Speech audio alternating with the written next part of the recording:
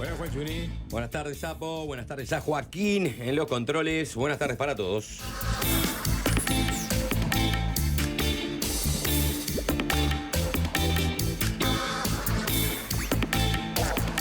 ¿Qué tal, Nico Batalla? ¿Cómo andamos, Sapo? Bien, y la última salutación para Jorge Valbeli, que se reincorpora a la mesa.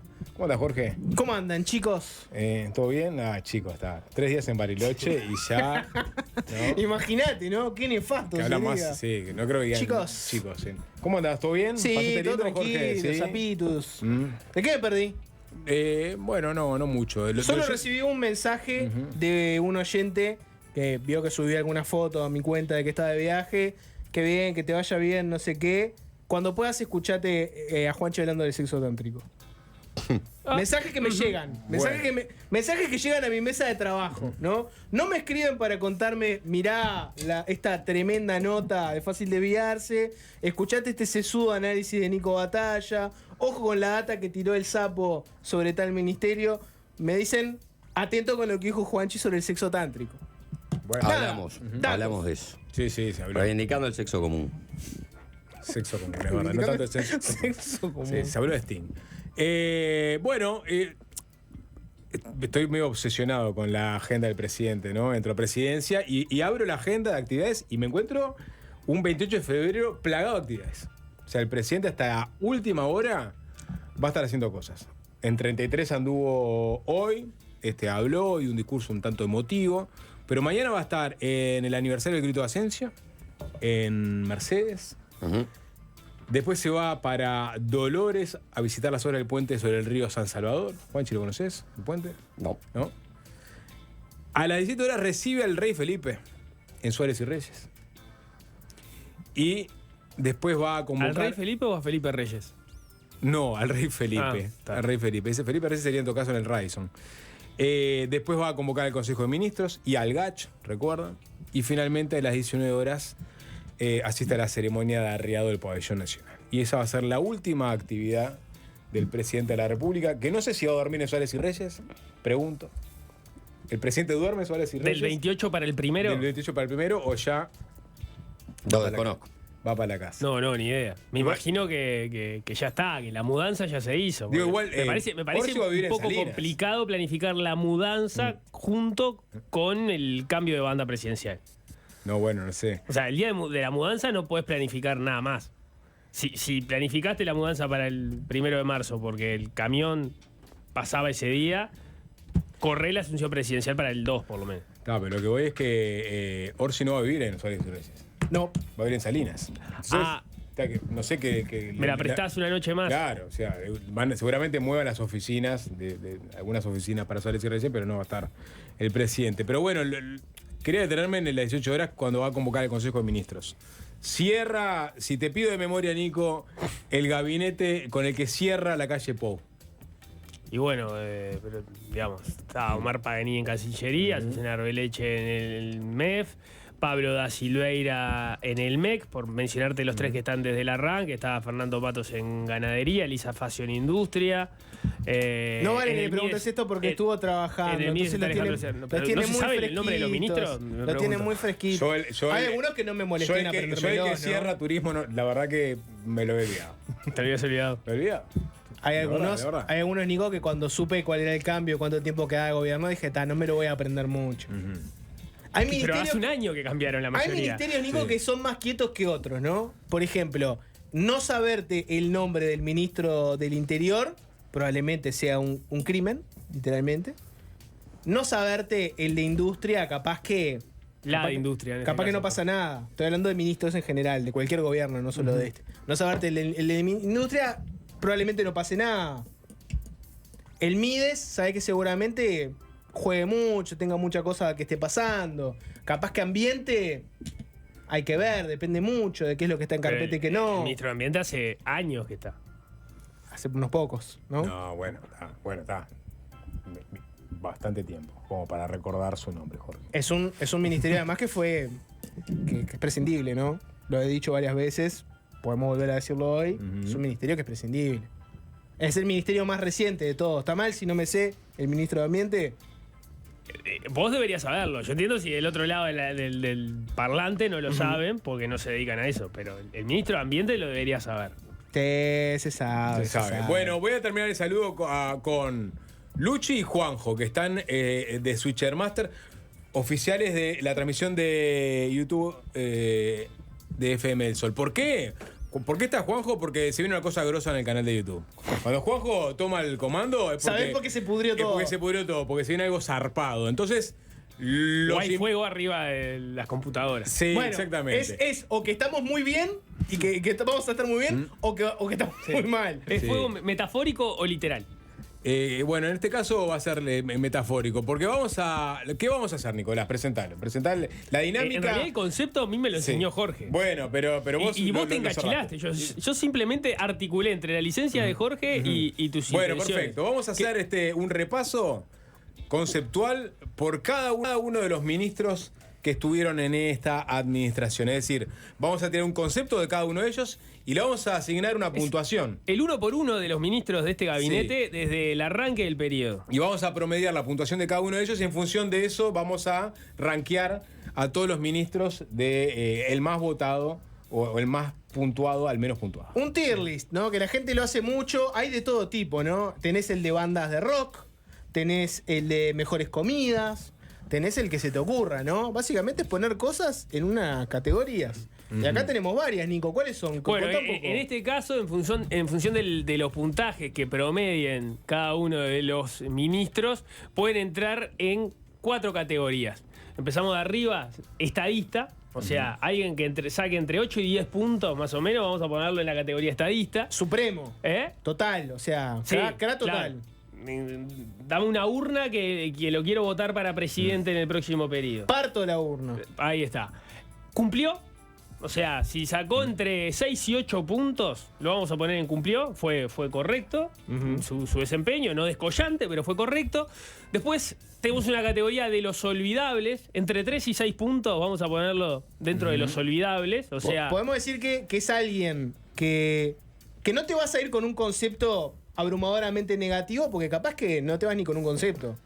Puede ser esa, la onda. ese puede ser, o una gestión que no tuvo grandes altibajos y por lo tanto no vas a recordar después. No pasó a la historia, pero tampoco va a pasar a la cárcel. Está operando, Juanjo, desde el canal de YouTube. Ya está poniendo algunos está armando. en el bloque de estadistas. Acabo de ver que puso a una ministra. Está exministra. poniendo como ejemplos. Sí, está editorializando. Y después tenés la Sí. última categoría que es Malena, que, bueno, es Malena, ¿no? Malena explica canta solo, tango como se explica ningún. solo. Igual me gusta que sea Malena y no una cosa más dura, ¿no? Porque son ministros y... Llamen es a fiscalía. Es duro ser ministro, ¿no? Llamen a fiscalía. Vos decís llamen a fiscalía. Sí, no, exactamente. Bueno, ¿están para arrancar? Digamos, la dinámica va a ser, cada uno va a leer el concepto sobre el ministro y el puntaje y después se va a promediar ese puntaje y lo vamos a ubicar. Y en función del puntaje que saque, ¿a qué categoría lo mandamos? Perfecto. ¿Vas a combinar a la gente sapo a que participe? ¿Va a tener un correlato esto en la audiencia de Fácil Desviarse? Sí, vayan opinando en el 097-441-443 y también en el canal de YouTube sobre los conceptos vertidos y también sobre los puntajes que le vamos a los ministros. Opiniones fuertes vamos a poner acá arriba de la mesa, ¿eh? Sí, se van a decir cosas. Sí, claro, es lo que caracteriza. Yo voy a anticipar que no di más de 8. 8 fue mi puntaje máximo. Y bueno, está, es No, digo, porque un 9 en 10 ya era como mucho. mucho. O sea, básicamente para vos no hubo estadistas en este gabinete. Bueno, si promedia 8 entra dentro de la categoría de estadista, ¿no? Entre 8 Está y bien, 10. entre 8 y 10 entra Sí, como estadista. ahí está. Bueno. Bueno, vamos arriba. Nico, ¿Arranco yo? Dale. Bueno, Lideranos. empezamos con Nicolás Martinelli. Ujú, A bien. ver, Nicolás Martinelli. Gestiona con la izquierda y tuitea con la derecha. 7 puntos. Bien. Jorge. Cortito, ¿no?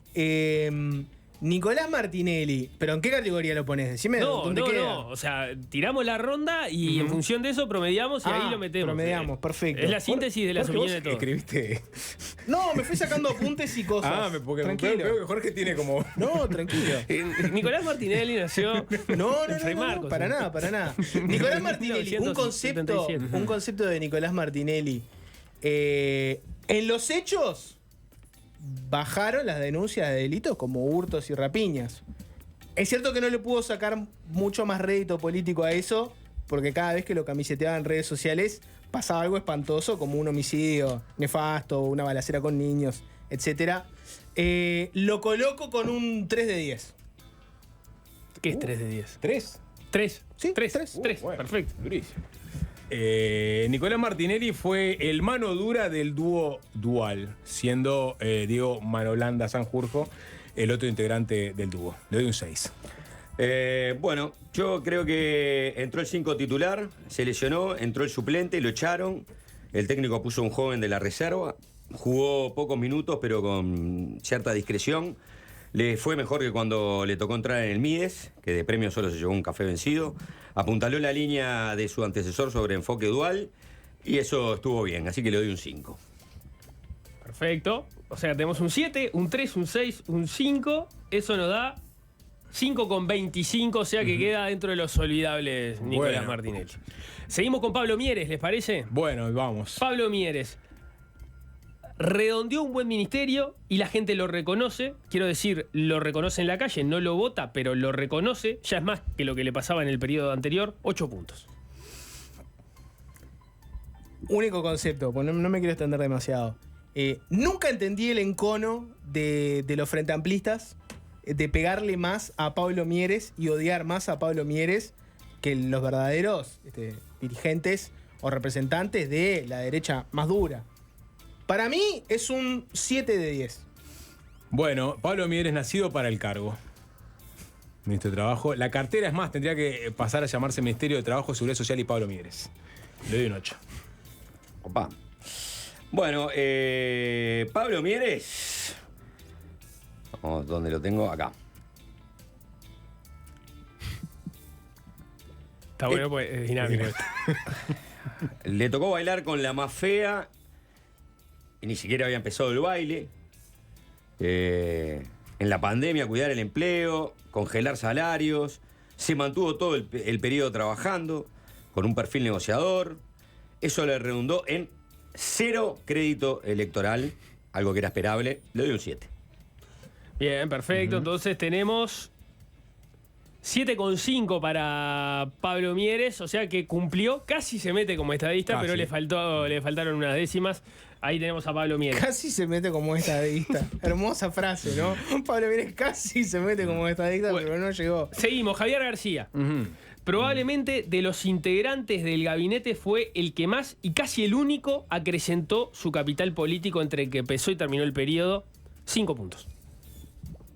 Estamos bastante. Porque yo veo alineados. que no hay un correlato entre el concepto y el puntaje. Acá, ¿eh? Bueno, tranquilo. Eso es lo que vos creés. No, bueno. Está bien. Sí. Jorge.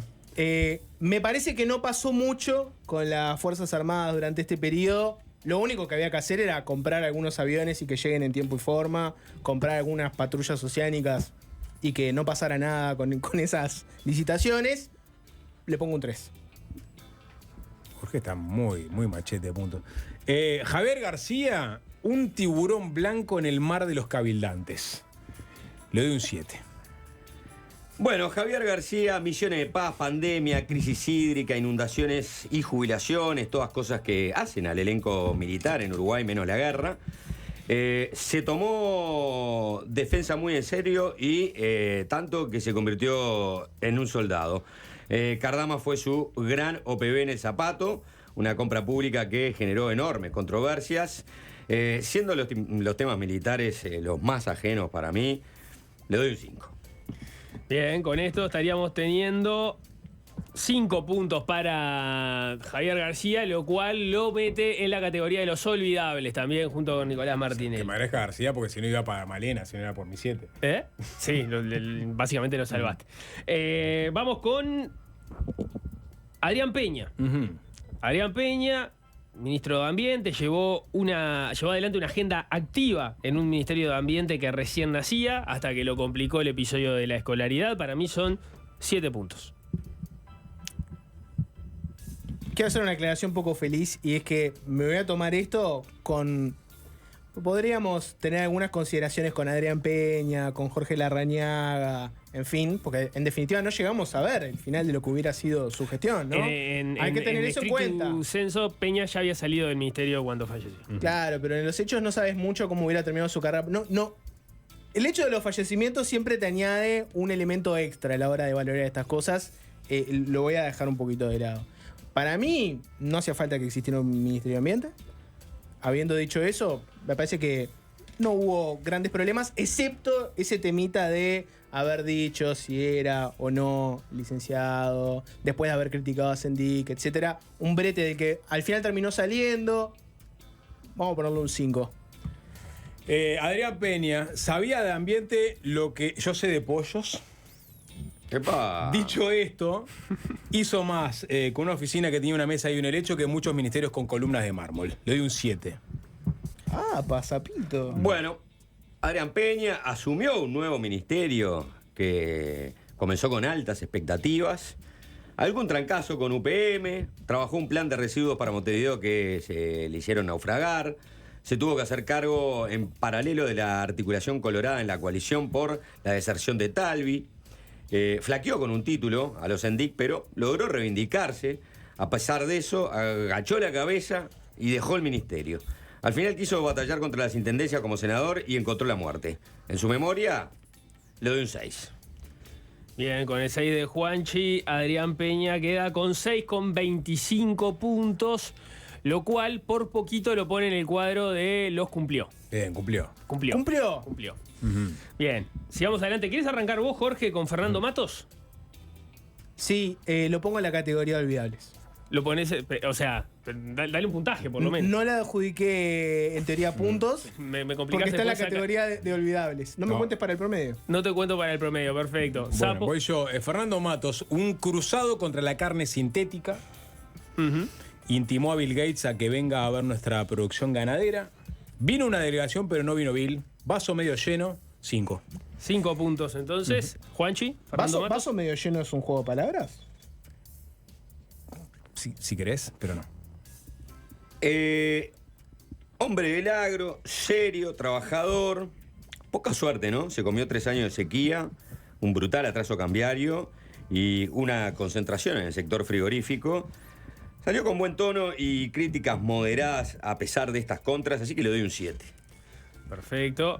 Me toca a mí. Fernando Matos, el ministro de Ganadería, le regaló un toro de su cabaña a Xi Jinping y este le respondió: yo no soy Xi Jinping, soy el maestro Chang. 6 puntos.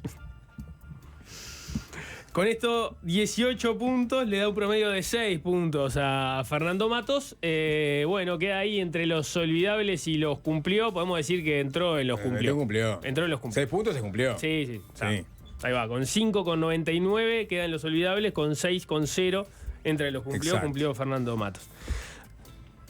Robert Bouvier, Jorge. Repito el concepto, entra para mí en la categoría de los olvidables. Voy yo entonces. Robert Bouvier, de apellido francés, como buen colorado europeísta. Solo por eso le doy un 7. Bien. Juanchi. Robert Bouvier, el hermano de Jackie, alguien del establishment. En su gestión se trancó el proyecto de edificios para Punta Ballena. Desde una perspectiva eco-hippie anti-piqueta fatal del progreso, lució bastante bien. Pocos minutos en cancha, le doy un 10. 10, impresionante. Apareció el primer 10 de la tarde. 10. 10 puntos para Robert Bouvier. Para Robert Bouvier, 10. Pará, Nico. Voy yo. Sí. Robert Bouvier será recordado por el ser el segundo ministro de Ambiente en la historia del Uruguay, ¿o no? 6 puntos. Vos sabés que casi entra como estadista entonces. ¿O sí? No, 7 con 6 queda en cumplió también. Queda Estuvo cerca, estuvo cerca. cumplió. Armando Castendebat. Bien. ¿Quién arranca? Bueno, voy yo. Dale. Armando Castaindebat, un polifuncional. De desalentar las ollas populares a alentar a nuestros cascos azules. Le doy un 6. Armando Castaindebat, poco tiempo en gestión, no hay calificación. Bien. Armando Castendebat fue a quien Javier García dejó como sereno esperando los patrulleros OPB, que todavía no están. 5 puntos. Mi único concepto es que en el Ministerio de Defensa por lo menos no compartió oficina con su yerno. Le pongo 5 puntos. Estoy tratando de darme cuenta a quién refiere, ¿no? 5 puntos. Bien, con esto entonces le da 5,3. Entra dentro de los olvidables. Olvidable. Esto debe ser una delicia para la audiencia. Sapo, vamos mirando algún concepto. A ver, qué nos vos deja andás la leyendo, gente. Jorge, el A ver concepto. qué conceptos nos deja la gente, por ejemplo, ¿no? Vos mientras seguí, Nico, si querés. Bueno, vamos con Pablo Bartol. Pablo Bartol. ¿Quién arranca? Bueno, voy yo, si querés, Nico. Dale, Pablo Sapo. Bartol, lo puse acá, sí. Pablo Bartol. No se puede estar en la misa y en la procesión. 5. ¿Me toca a mí? ¿Sí? Bueno, Pablo Bartol. Este numerario del Opus llegaba con trayectoria en trabajo social. Tuvo que enfrentar la pandemia y su colapso, la disputa política sobre la protección y el pulular de las ollas populares. Al parecer, por esa falta de capacidad política, lo sacaron sin previo aviso vía Twitter. Duró poco más de un año y volvió a lo suyo. 5. Bien, voy yo. Pablo Bartol, junto con Talvi, una de las figuras importantes del inicio del gobierno sobre las que recaían buenas expectativas que no pudieron cumplirse en el terreno y en la práctica. 4 puntos. Pablo Bartol, habría que crear una categoría propia para el ministro de Desarrollo Social que propuso darle a la gente en situación de calle clases de yoga.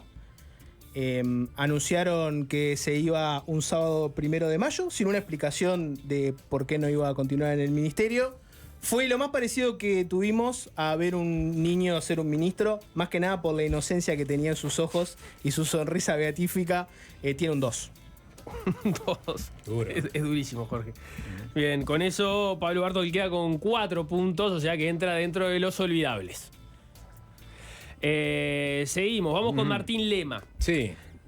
La forma en que le altera las hormonas al sapo pone en riesgo la independencia periodística del programa. 5 puntos.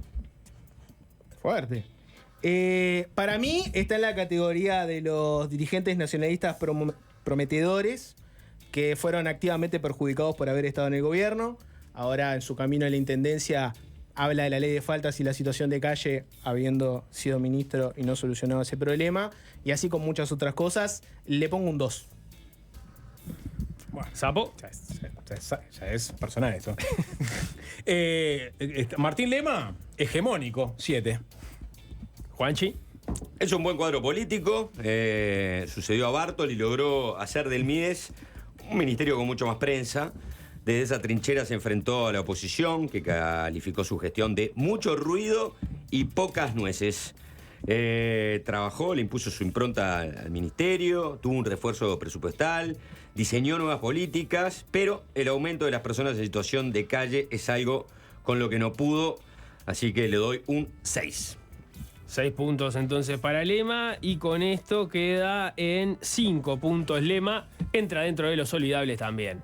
Alejandro Sciarra, quien sucedió a Martín Lema en el Ministerio de Desarrollo Social, mi concepto, escóndanlo del sapo porque es mejor parecido que Lema, 5 puntos. En mi concepto es muy cortito de Sciarra, lo conozco por las cosas que tuitea, le doy 4 puntos.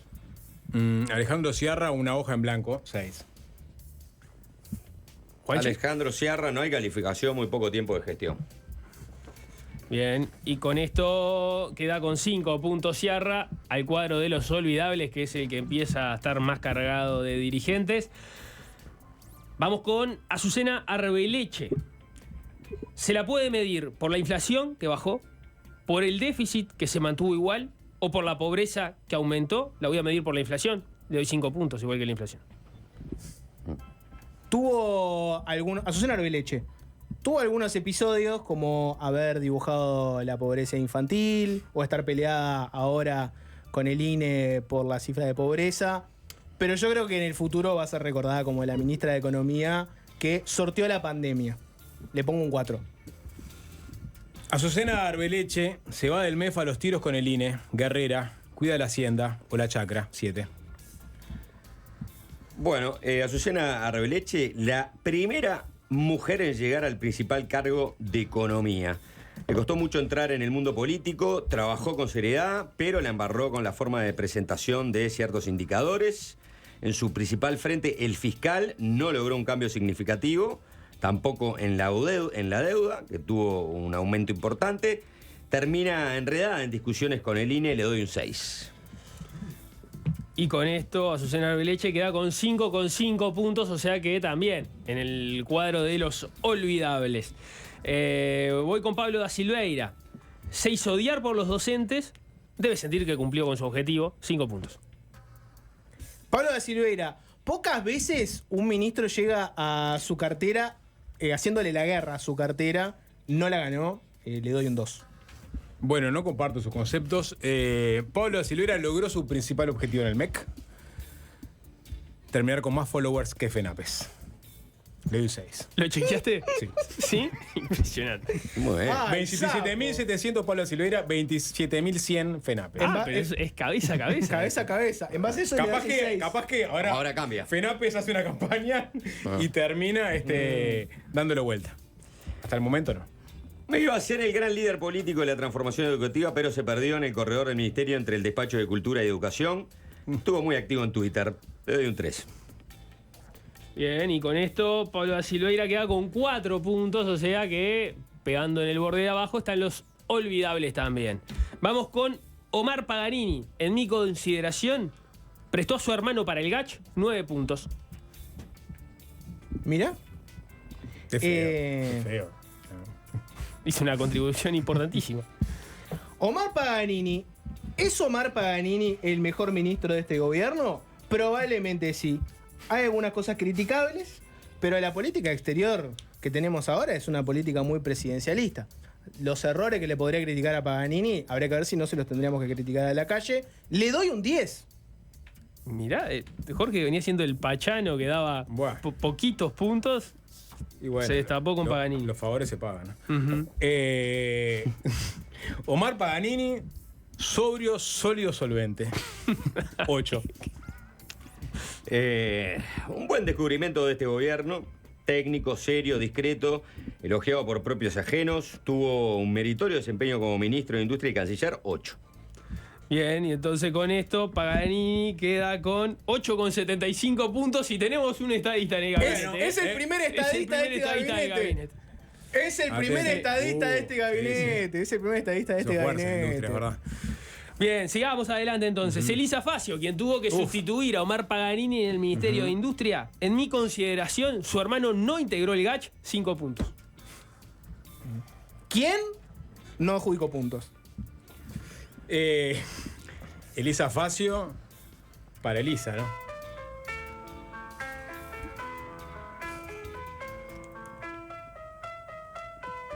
Seis puntos. Después de este concepto 6, ¿estás con una generosidad para el 6, sapo? Lo tenés clavado. Elisa Facio, la única ministra o ministro del sector de Jorge Gandini, 9. Bien, y con esto tenemos 6,6 puntos Ojo. para Elisa Facio, o sea que cumplió Elisa Facio. Bien, 6 por 6 bien. cumplió Sí, Elisa sí. Facio. Bien. No votaste, ¿viste? Es, No es votaste increíble. y- Voy a empezar a votar solo Sí. para bajar. Bueno, sigamos adelante. Jorge Larrañaga. Su muerte prematura y la superposición de su actuación con la pandemia dificulta el análisis de su gestión. Varias líneas cambiaron en el ministerio tras su muerte, las autoridades civiles, varios de los mandos policiales, el foco en la prevención, la presencia de la academia, 5 puntos. Jorge Larrañaga me merece mucho respeto como líder político. Repito lo que dije antes, de que su fallecimiento no nos permitió ver algunas cosas. Me hubiera gustado ver cómo hubiera manejado determinados casos de corrupción policial que vinieron después. No lo pudimos ver. Me parece que por su discurso no estaba encaminado a ser un gran ministro del Interior. Le pongo un 3. Pues yo, Sí. Jorge Larrañaga, a favor, récord histórico de baja de delitos, en contra fue en pandemia, 7. Juanchi. Dejó una frase para la posteridad. Hay orden de no aflojar. Se lo tomó demasiado en serio. En su gestión quedarán los mejores números en delitos de la historia reciente, fuese por lo que fuese. Así que, básicamente, le doy un 10. 10 puntos para Jorge Larrañaga, con lo cual quedan 6,25 puntos y entonces entra en los... cumplió. Los cumplidores. Cumplió, perfecto.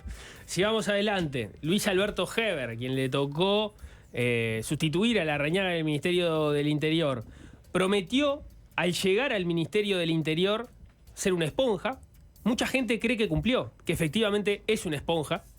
5 puntos. Duro. Me tengo que extender un poquitito. Luis Alberto Heger es el ministro del acuerdo con Catunazzi por el puerto. Es el ministro del Interior que arrancó diciendo que la baja de los delitos no era por pandemia y terminó diciendo que la oposición era injusta por compararlo. Es el ministro del Interior que fue a la conferencia de Penades a respaldarlo. Es el que dijo que los chats entre H y Bustillo por el pasaporte de Marcet eran irrelevantes. Presentó la renuncia por ese episodio. La justicia no lo encontró responsable de nada. Es el que gritó volvieron las carteras en un acto. Y en otro escuchó fuegos artificiales y dijo no tiren bombas. Algunos barrios están así. Y pese a todo eso, Heger está en el Senado de vuelta, como siempre. Es el verdadero duro de matar. Le doy un 0. Duro, de vuelta, de matar. Sí. Luis Alberto Heger, su Volvieron las carteras fue celebrado en las pasarelas de París, no tanto en los pasillos del Marconi 6. Político de todas las horas. Hizo su ingreso triunfalista con su Volvieron las carteras. Tuvo que dejar la cartera por lo bajo, enredado en la trama H. Comiendo de costado, le doy un 4.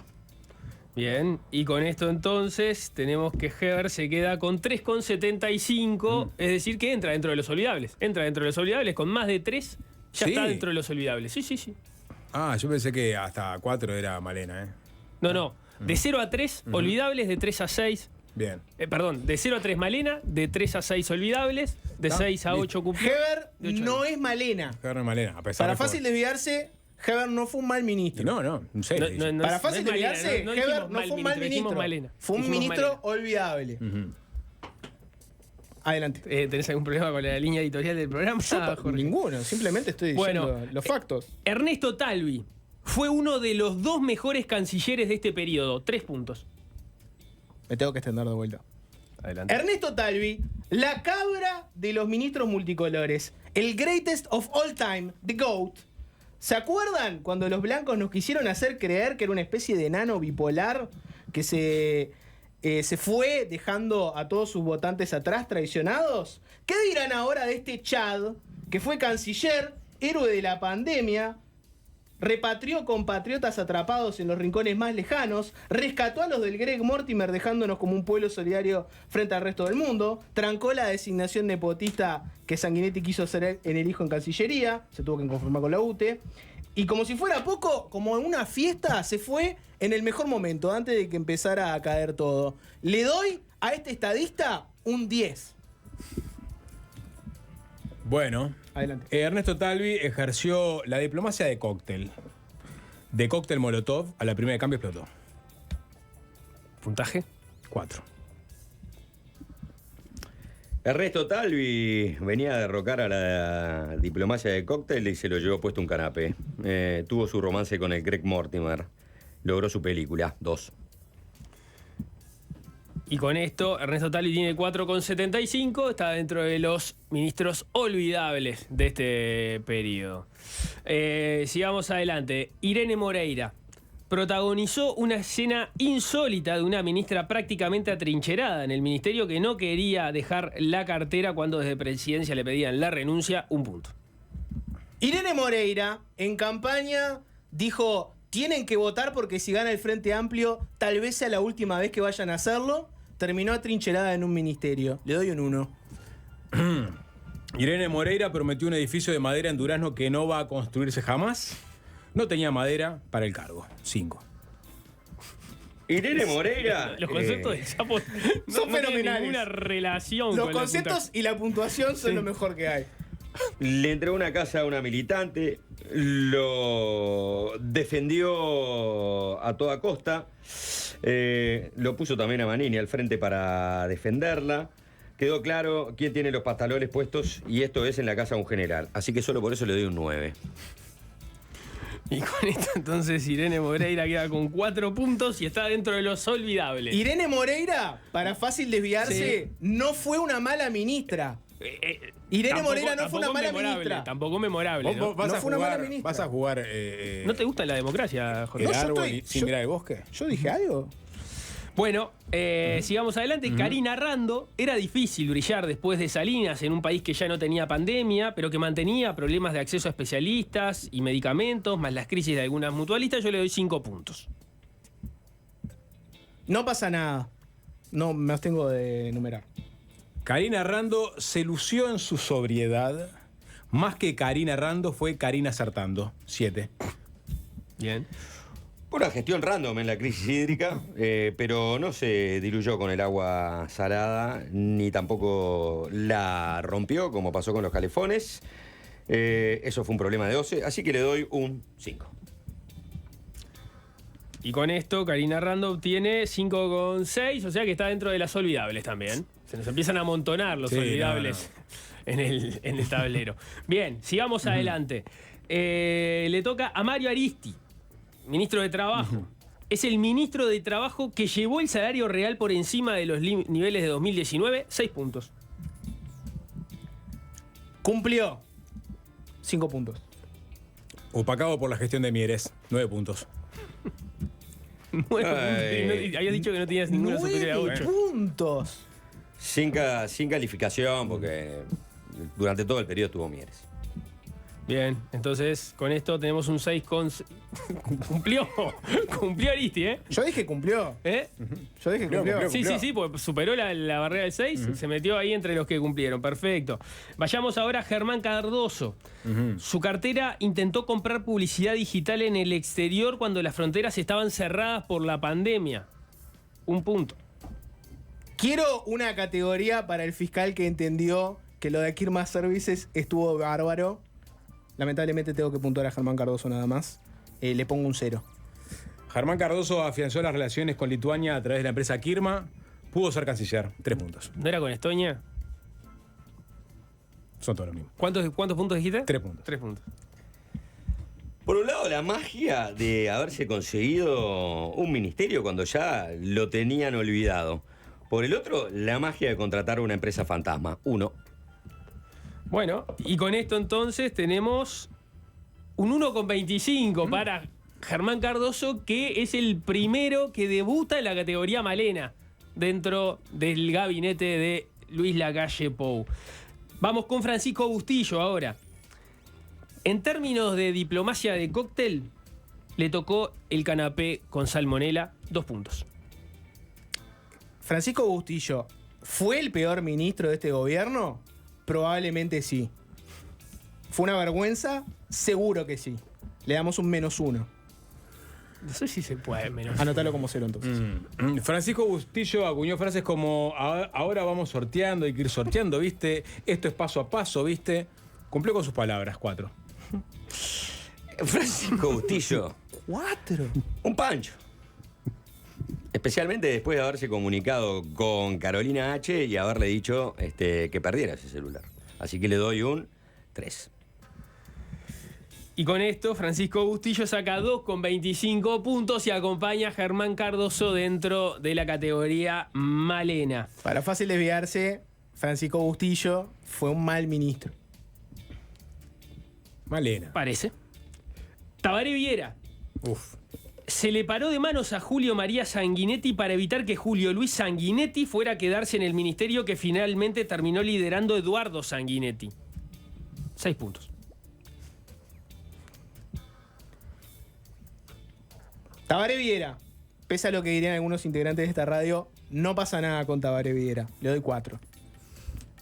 Tabaré Viera multiplicó el turismo en Rivera. Le doy un 6. Tabaré Viera, por más que no tenga nada que ver con él, sino con otros aspectos, es el ministro de la mejor temporada turística en muchos años. Factos. Le deja una buena caja al gobierno entrante. Eso es institucionalidad, le doy un 8. Está lista. Me parece que se puede discutir. Esos 6 puntos para Tabaré Viera caen en el límite, pero habíamos dicho que con 6 ya entraba dentro de cumplió. O sea, cumplió Tabaré Viera. Para este programa, Tabaré Viera cumplió. Exactamente, con un error de información que después voy a chequear. ¿Que no te gusta la democracia? No. Hay que chequear, la ¿hay mejor un voto temporada. calificado ahora? La mejor temporada. Todavía no están los números. Todavía no están los números. Cuando Pero no estemos es a el llorar. ministro. Cuando estemos a llorar. Pero no es el ministro. Sí, pero la gestión para la temporada, ¿quién la hizo? Pero ¿quién es el ministro? Bueno, hablando de quién es Eduardo el Sanguinetti. Daniel Salinas. Ujú. Se viene Daniel Salinas. Salvó su matrimonio a pesar de que su gestión estuvo llena de señales de que era más seguro estar en el Ministerio de Salud Pública en plena pandemia que en su casa. 8 puntos. Me gusta. Daniel Salinas, podemos decir que nos salvó durante la pandemia y después se salvó a sí mismo no participando de esta campaña electoral haciendo campaña para Cabildo. Lo pongo con un 9. Gran ministro, mejor cuñado, voy con Nico, ¿no? Rompió el protocolo para salvar el matrimonio. Le doy un 8. De ser el che pibe de su cuñado en plena pandemia y tener que llevarle una heladera, a convertirse en el dios de las encuestas de aceptación. 8. Ojo con ese estadista. Está jugando. Creo que sí, Está creo que jugando, sí, creo que está sí. jugando. Tenemos a un nuevo estadista, Daniel Salinas, acompaña a Omar Paganini. Hay otro dentro de la estadista más. categoría estadista, exactamente. Para Tenemos- fácil desviarse, por el momento, en este gobierno hubo la misma cantidad de estadistas que de malos ministros. Exactamente. Bueno, Eduardo Sanguinetti, el actual ministro No de, se vayan que viene Eduardo de Sanguinetti. Turismo. Eduardo Sanguinetti tuvo la mejor temporada turística de este periodo. ¿Qué le importa que la gente no lo pueda distinguir de Antonio Carámbula o Hugo Odicio? 7 puntos. Bien. Probablemente no tenga claro exactamente cuál es el parentesco con Julio María Sanguinetti, pero por las dudas le voy a poner un 4. Voy en línea con Jorge conceptualmente, pero no puntualmente. Un 8 solo por porte de apellido. ¡8! ¡Un Sí, 8 está bien. por el apellido! ¡Un 8 por el apellido, sapo! Es tan sapo que es inobjetable. Es tan sapo que duele, es tan sapo que duele. Juanchi. Sin calificación, está bajo la sombra de un gran estadista como Tabaré Viera. Sin calificaciones. Bueno. Sin calificación. Con esto entonces tenemos 3 votaciones, son 6 con 3, 3, 3. Se meten los cumplió. Cumplió. Sí. ¡Cumplió! Se meten los cumplió. Bueno, llegó un cargo público, cumplió. Llegó un cargo público, cumplió. Pero, a ver, es el ministro de Turismo de la mejor temporada. Está, Cumplió. Raúl Lozano. No lo tengo hecho, pero a la espera de que estén los datos de línea a propósito de los asentamientos, que va a ser con lo que voy a evaluar la gestión de vivienda de este periodo, le voy a dar un 5. Después de Irene Moreira, cortemos por Lozano. ¿Qué te parece? Le pongo un 3. Raúl Lozano. ¿Conoces a Raúl? ¿Conoces a Lozano? Bien. ¡Ay, sapo! Bien, sapo. Se activó el sapo. Militar de sonrisa pícara. Un 6. Te esforzaste, ¿eh? Se activó el sapo. Se activó el sapo.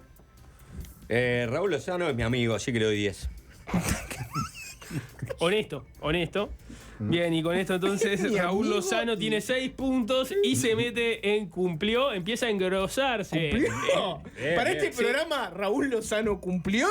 Aparentemente, sí. Aparentemente. Y nos queda Me Carlos. duele ver a Karina Rando inolvidable. Quiero que lo sepan. Me duele, Karina me duele. Rando olvidable, A mí me Raúl duele. Lozano cumplió. Si me dan Ahora un sí que lo comodín, discutimos. yo la saco de ese lugar. Nos falta el último. Carlos María Uriarte puso el Ministerio de Ganadería en la agenda, casi siempre con declaraciones polémicas que le trajeron problemas. 5 puntos. Carlos María Uriarte, lo único que recuerdo de él es que hubo una época en que todo lo que decía era una cagada. Sin embargo, 4. Carlos María Uriarte, buenas intenciones, mal delivery comunicacional. Se le juntó el ganado y lo sacaron 6. Se le juntó el ganado. Comunicacional. Ah, sapo. Esas internas que nosotros no entendemos. Sí. Carlos María Uriarte, ¿se puede decir que de su gestión no cayó ningún fondo ganadero? 10. Bueno, ojo con esto porque el puntaje de Juanchi hace que Carlos María Uriarte tenga 6,25. Cumplió Carlos María Uriarte. Cumplió Bien. Carlos María Uriarte. Bien. Y de esa forma queda cerrada la calificación, un ranking, podemos decir, del gabinete de Luis Lacalle Pou para fácil desviarse. Tenemos 2 estadistas, Daniel Salinas y Omar Paganini. Después otros que cumplieron, Adrián Peña, Pablo Mieres, Matos, Bouvier, Elisa Facio, Jorge Larrañaga, Aristi, Tabaré Viera, Eduardo Sanguinetti, Lozano, Carlos María Uriarte. Y después están los olvidables, ¿no? Nicolás Martinelli, Javier García, Armando Castandebat, Pablo Bartol, Martín Lema, Alejandro Ciarra, Susana Arbeleche, Pablo da Silveira, Luis Alberto Heber, Ernesto Talvi, Irene Moreira y Karina Rando. Los Malena para este programa serían Francisco Bustillo y Germán Cardoso. Bien, en el promedio, digamos, hay más personas que están de olvidable para abajo que de olvidable para arriba. Sí, es parejo, Parejo, muy podemos parejo, decir, sí. pero sí, hay más olvidables que cualquier otra categoría cuando tenés malenas y estadistas empatados. Bueno, excelente. Algo para comentar, 097-441-443. ¿Cómo manejo? ¿Qué les pareció? Manden mensaje, también pueden hacerlo vía el chat de YouTube. Diego, conductor pasó? de este programa, ¿quién es el invitado hoy? Vamos Porque a, ya está por acá, ya está en estudio. a hablar de la empresa Yasaki nuevamente, Jorge Valmeri, pero este momento del lado de el empresariado. Nicolás Batalla me puede presentar al ya tuvimos entrevistado, del por favor. lado, claro, ya tuvimos del lado del sindicalismo y hablamos del cierre de Yasaki, pero también en general sobre la industria uruguaya que está atravesando un mal momento. Lo de Yasaki es un síntoma, si se quiere, de un problema que está de fondo, que está jodiendo a la industria uruguaya. Se viene Leonardo García, presidente de la Cámara de Industrias del Uruguay. Bien, y un temita para matizar este ranking. Sí, te lo voy a tener que pasar a vos, Nico. Dale. Yo creo que en otro momento tendríamos que dedicarnos a hacer tier list también en materia musical, Sapo. No sé si te has preguntado esto. Este programa es un programa claramente sí. es un programa netamente Vos, de rock y no hemos tenido un tier list Luchi, musical del rock. Cuando suban esto a las redes, a Rando ponela en cumplido. No, déjalo como, No déjalo se puede, como no se quedó puede. y que todo el mundo vea cuál Está es el avalado ranking por de la Fase Corte Final. Electoral. No, acá hay gente que votó sin conciencia. Hay gente que votó sin Sí, conciencia. sí, claramente. Así, displicentemente tiraron números. Ajá. ¿no? ¿Estás haciendo, A estás haciendo tu diferencia- proceso de autocrítica. autocrítica? Yo- ¿Estás haciendo yo- tu proceso de autocrítica? Sí, yo fui muy atildado en ese sentido, ¿no? Fuiste atildado. Sí, Eso, claro. así es como te considerás vos que votaste. De forma atildada. Atildada, exactamente. Sin exabruptos. ¿Le llegó el tema a alguien? Quiero Me que, llegó el sí. tema a mí. ya quiero se lo que paso a fácil Juan. desviarse me corrija los parciales. Ujú. Se olvidaron del mejor, puso Laura. ¿De quién, Laura? ¿Comemos un ministro? ¿Nos comemos un ministro? ¿De quién? Eso me haría sentir muy mal. si no Ahí te lo matás a Nico. Si le decís Sí. que Nico se olvidó de un ministro, lo matás. Laura, presta atención. ¿De quién nos olvidamos? ¿Nos olvidamos de alguno? Yo creo que no. Confío, Nico. Bueno, vamos arriba. ¿Estamos? No, todavía no. Falero, pone en los mensajes. ¡Ay, Falero! ¡Te olvidaste de Falero, Nico! Está listo. No, Nico. Listo, De listo. Falero te olvidaste. No, pero además el ministro, estadista Falero. Increíble. ¿Cómo pasó Estadista. eso? ¿Cómo pasó eso? Pa, qué Bueno, desastre. no, Un juego, un error. juego para el olvido. Un juego para el... Si lo pones en un tier list a esto, ¿dónde lo pones? En un juego para el olvido. Olvidable. Nico, en serio, Nico. ¿Dónde ¿te pondrían a olvidaste, José Luis Falero? En entre cumplido y estadista. Lo pondría... Récord de obra de infraestructura vial. 9 puntos. Fue el vicepresidente En funciones. en el último tirón del año, con la calle Por recorriendo todo el país. ¿No? Dejando Juanchi. muchas las tijeras. ¿Alguien estaba antes de Falero? Y estaba El Heber. propio Luis Alberto Heber. Claro, ¿cómo olvidé Heber? Dejó atadito el puerto y- Sí, catú nazi. Solo, increíble, solo lo que me quedó en la cabeza como ministro del Interior. Es que lo ves como algo superior a un ministro de transporte, porque es una persona que recorre todo el país en plena campaña. Bueno, vamos a escuchar en No diste puntaje igual. ¿De quién? ¿De Falero? No está en la lista. Yo solo me remito a la lista. Bueno, 9 puntos. Jorge, ¿cuántos puntos le das? Si hubiera estado en la lista te enterarías, pero lamentablemente no. 8. 8. Con ese puntaje entra en estadista José Luis Falero, ¿eh? No, Luchis no fue hecho al aire, esto no va a quedar ahí. Pero Rando sí. Ahora sí, música. Buddy Guy junto a Tracy Chapman haciendo Ain't No Sunshine.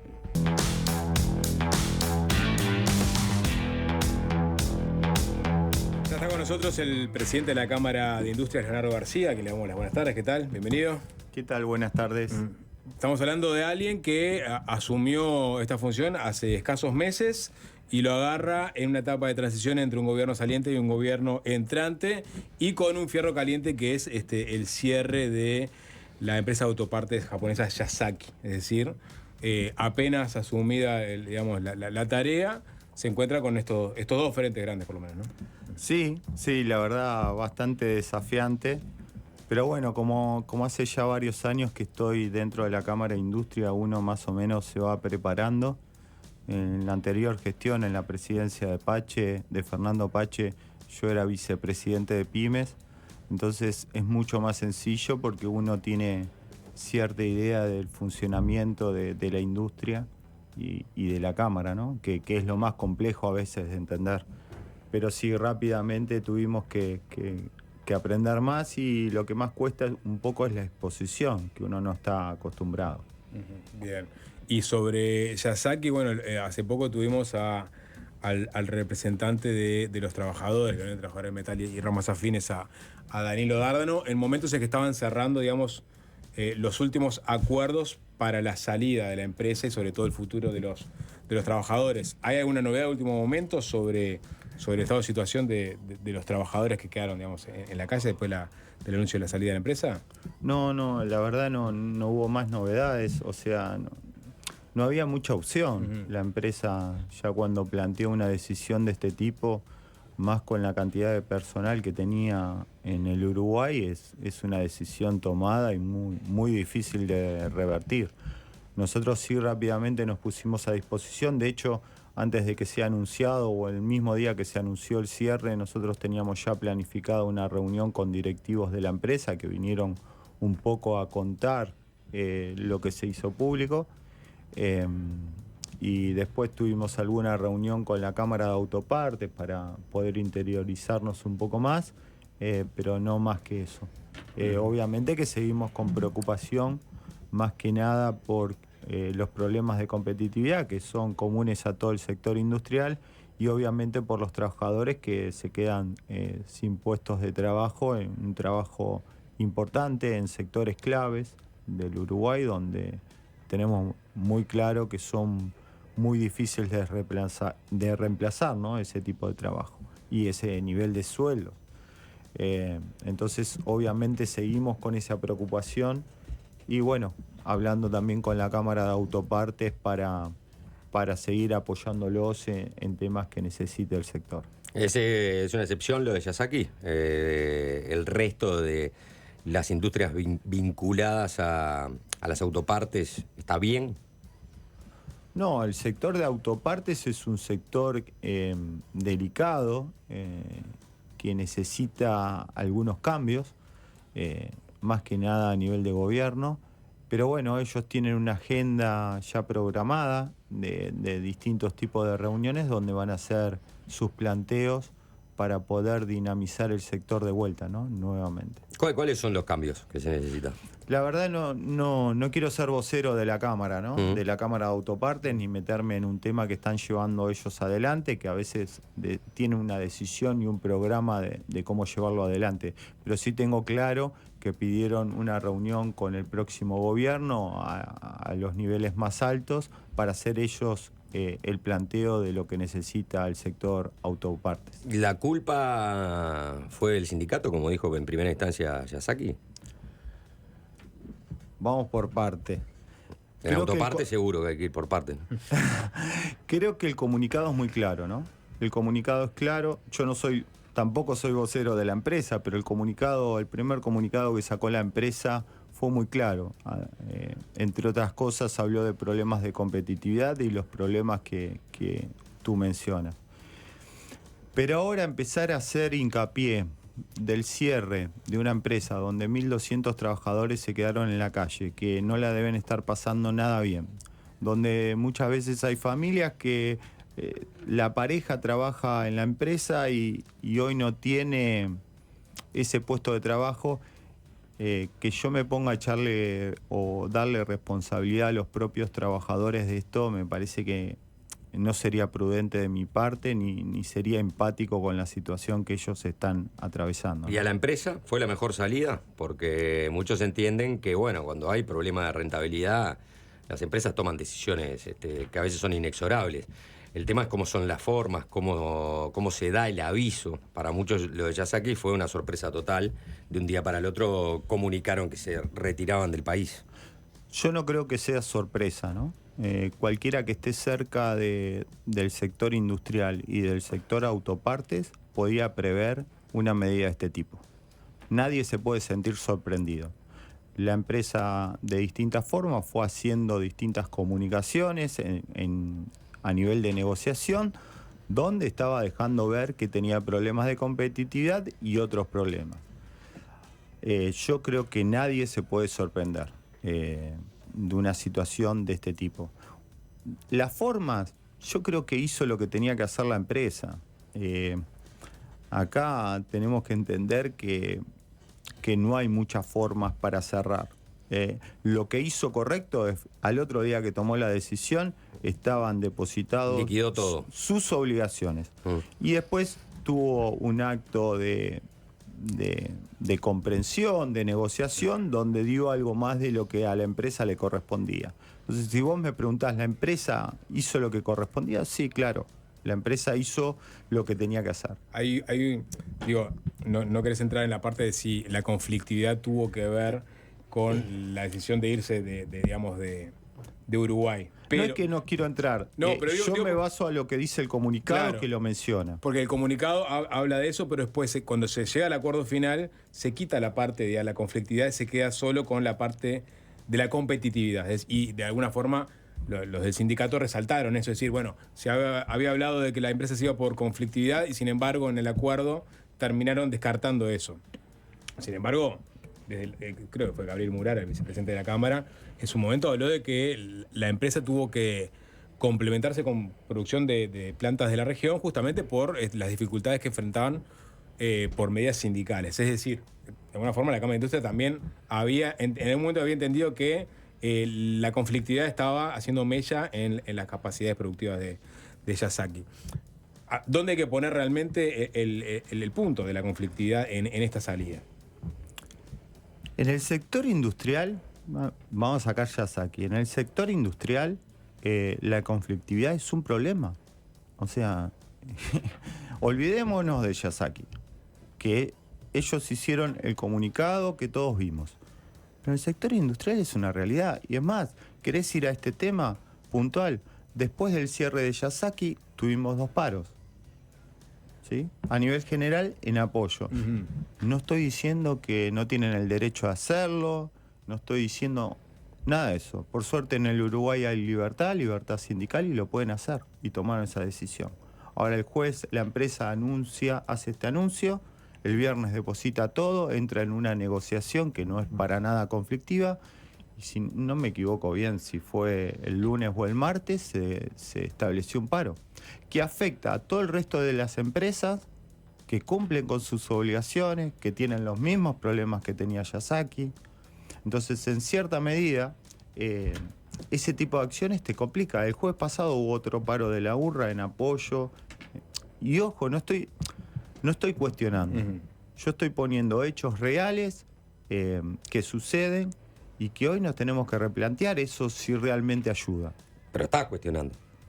Bueno, yo no cuestiono la decisión. Ellos tomaron la medida y tienen todo su derecho en tomarla. Pero entendés que Pero la situación no es conveniente. Yo entiendo que eso afecta a las industrias. Afecta a la hora de tomar decisiones. Afecta a la hora de pensar en continuar con una industria o transformarse en un importador. Eso afecta a la decisión de si invierto o no invierto. Si vos estás en un sector donde la conflictividad es permanente, te hace tomar ciertas decisiones. Y la conflictividad es permanente, entonces. En determinados sectores y en determinados momentos del país es así. En determinados momentos una realidad. Es decir, cuando hay votación de presupuesto o cuando hay cierra una empresa. Pero, por ejemplo, ahora a partir de julio empieza una ronda de consejos de salario que va a ser muy importante. En el sector industrial va a andar alrededor de 100.000 trabajadores que van a entrar en esta ronda de consejos de salario. Entonces, vos fíjate que en un país que es estable, donde hay una inflación controlada, generalmente se dan 6 meses de negociación. Y esa negociación es conflictiva. Entonces, lo que nosotros Pero creemos... es conflictiva Es ¿Y conflictiva. termina afectando la rentabilidad de las empresas? Y sí, afecta la rentabilidad, la productividad, las entregas. Hay empresas que tienen que cumplir contratos con empresas del exterior y por determinada situación no llegan a cumplir. Yo lo que digo es que estamos en un momento donde tenemos que repensar la forma en que nos relacionamos con el sindicato. Y esto no le cabe solo al sindicato, le cabe a los empresarios también. Empezar a transitar un camino distinto, más moderno, más actual, donde obviamente se defiendan los derechos que tienen los trabajadores a través de su sindicato, pero que no ocasione este tipo de ruidos que afecte las inversiones y a la industria nacional. Cuando hablamos de ruido, digo, en este caso es una reacción a el cierre de una empresa de 1000 y pico personas que quedaron sin trabajo. Desde el sindicato lo que te dicen, bueno, es la herramienta que tenemos nosotros para poner un grito de alerta ante posibles cierres futuros. ¿Cuál sería la alternativa que plantean de la Cámara de Industria? Alternativa de herramienta sindical para demostrar la preocupación de los trabajadores, pero sin, en todo caso, interferir en la producción de las empresas. Porque estamos hablando de algo histórico, ¿no? El punto de vista de la Cámara de Industria claro. y los A ver, sindicatos. pero está claro, por eso dije que tienen todo el derecho a hacerlo, ¿no? Yo lo que me pregunto es a quién ayuda. O sea, hay un montón de trabajadores que perdieron ese jornal, la empresa ya había tomado la decisión, ya había pagado los despidos, ya estaba participando de una negociación para acordar. Igualmente sucedió eso. Que muchas veces viene por una costumbre o por una tradición de hacer este tipo de acciones. Y está bien. Lo que digo es que nos merecemos una discusión porque en definitiva lo que viene pasando a nivel industrial es que cada vez hay menos industrias, cada vez hay menos puestos de trabajos industriales y este tipo de decisiones, a mi entender y a entender de la Cámara de Industria, no colaboran. ¿Esos factores son principalmente domésticos? Es decir, los que afectan, por ejemplo, la inversión y el desarrollo de la industria en Uruguay. No te comprendo. Claro, si tiene que ver con, por ejemplo, la conflictividad laboral, si tiene que ver con el costo del salario, si tiene que ver con la política cambiaria, si tiene que ver con las regulaciones. Creo que es un conjunto de temas, ¿no? Hay un conjunto de temas que fueron deteriorando la competitividad del Uruguay, que no es solo un tema cambiario, porque generalmente hablamos de competitividad y solamente nos remitimos a un atraso cambiario, y no es solamente eso. Es un conjunto de regulaciones, de impuestos, de carga tributaria, donde también juega, como venía diciendo, la conflictividad. Por lo menos a nivel industrial, ¿no? Muchas veces un empresario se cuestiona, ¿sigo fabricando con este conflicto o me alquilo un depósito y paso a ser un importador y se me acaba el problema? Entonces creo que por ahí es donde tenemos que trabajar, además de trabajar, por eso digo, yo como representante de la Cámara de Industria me hago responsable en ese camino de decir, nosotros tenemos que iniciar un camino de diálogo distinto, más moderno, con el sector sindical, buscando puntos en común, que los tenemos. En temas de defensa de la industria y de la industria nacional tenemos muchos temas en común para trabajar y hacer más foco en eso, en lo que tenemos en común. Donde tenemos diferencias, discutamos sanamente, como es la costumbre en el Uruguay, pero buscando no seguir afectando la industria que queda. En algunos casos, cuando hablamos de industrias con mano de obra intensiva, el costo salarial pasa a ser muy importante. El otro día, hablando con Danilo Dárdano de la conferencia de sindicatos del sector industrial, él nos decía, bueno, acá hay un competidor del Uruguay que nos está comiendo, que es Paraguay. ¿Qué opinión tenés de eso? Bien.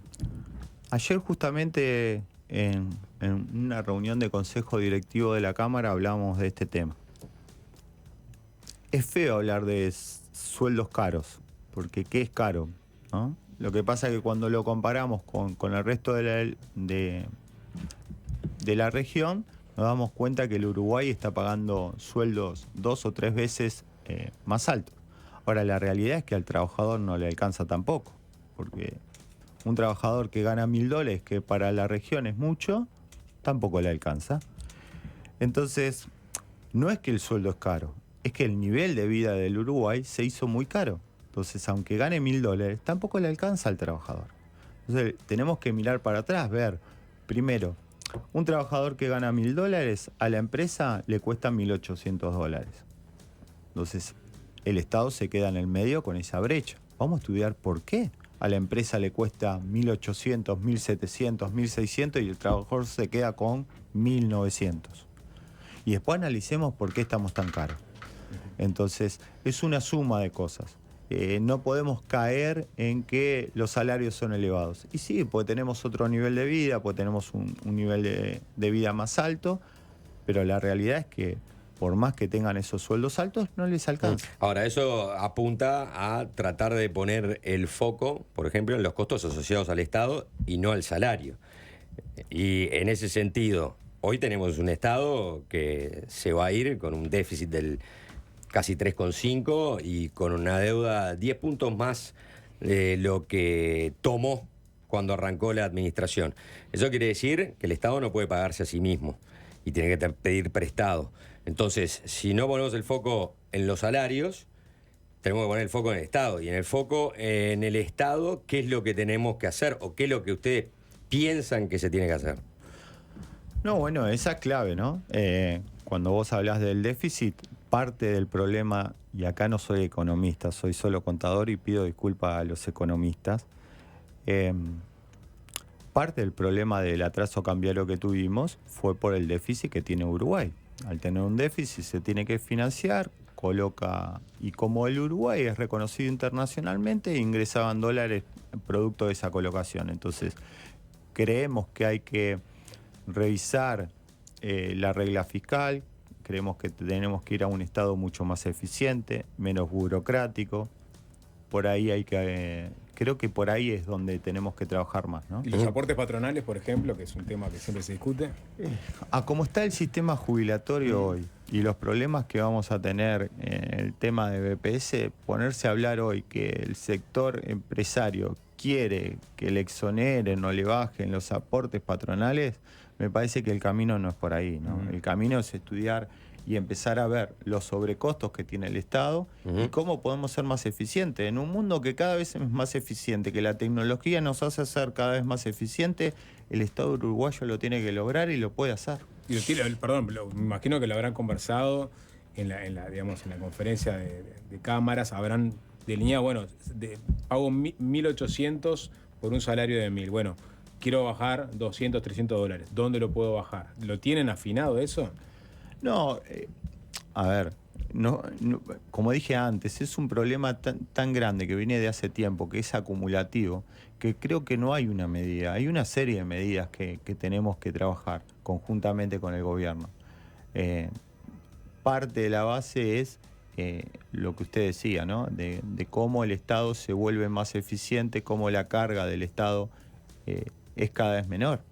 ¿Este gobierno tomó medidas en ese sentido? O sea, en tratar de volver al Estado más eficiente.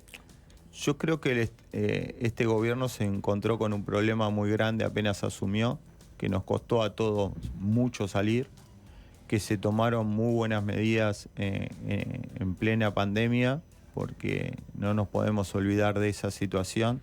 Creo que fue muy ágil el gobierno para resolver y sobre todo el Ministerio de Trabajo, y ahí creo que Mieres se puso sobre los hombros el Ministerio de Trabajo tomando medidas muy rápidas que hizo que no se pierdan puestos de trabajo en un momento muy complicado. Y también lo hizo la industria, porque cuando estaba todo cerrado y no entraba mercadería de ningún lado, en Uruguay no faltó nada. Nos faltó medicamentos, nos faltó comida, nos faltó agua, nos faltó alcohol, nos faltaron barbijos, se reactivaron un montón de microeconomías que estaban muertas en el país. Por ejemplo, la textil. De alimentos ni hablar. Todos nos decían que iban a faltar cosas y acá no faltó absolutamente nada. Y eso es mérito puro de la industria y de la acción del gobierno para reaccionar rápido. Y después otro gran problema que hoy parece lejano fue la falta de agua que tuvimos. No se olviden que para producir muchos sectores, para producir alimentos, dependemos mucho del agua. Y se tuvo que trabajar muy fuerte con el Ministerio de Industria para ver dónde había agua, qué empresas tenían, cómo podíamos seguir fabricando para que nada falte.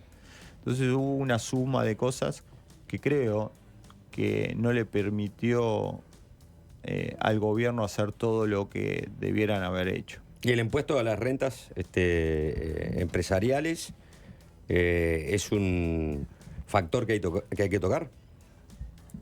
¿A la baja? Sí. Me imagino que al alza no lo querés. Sería una novedad que la Cámara de Industria diga, no, porque como me hay lo que subir los preguntás impuestos. así, digo, la carga tributaria es tan alta sobre el sector empresarial que yo creo que tenemos que apuntar, por lo menos en el sector industrial, a tratar de fomentar lo que sean inversiones industriales. Creo que el foco en el sector impositivo tiene que ver con la ley de Comap, con hacer esos trámites cada vez más ágiles, más rápidos y que... ¿No son bastante automáticos hoy? No. Hoy la aprobación de un trámite en la Comap hay demoras de 2 o 3 años y eso genera incertidumbre. La incertidumbre siempre paraliza. Al empresario, cuando tiene incertidumbre, se paraliza enseguida.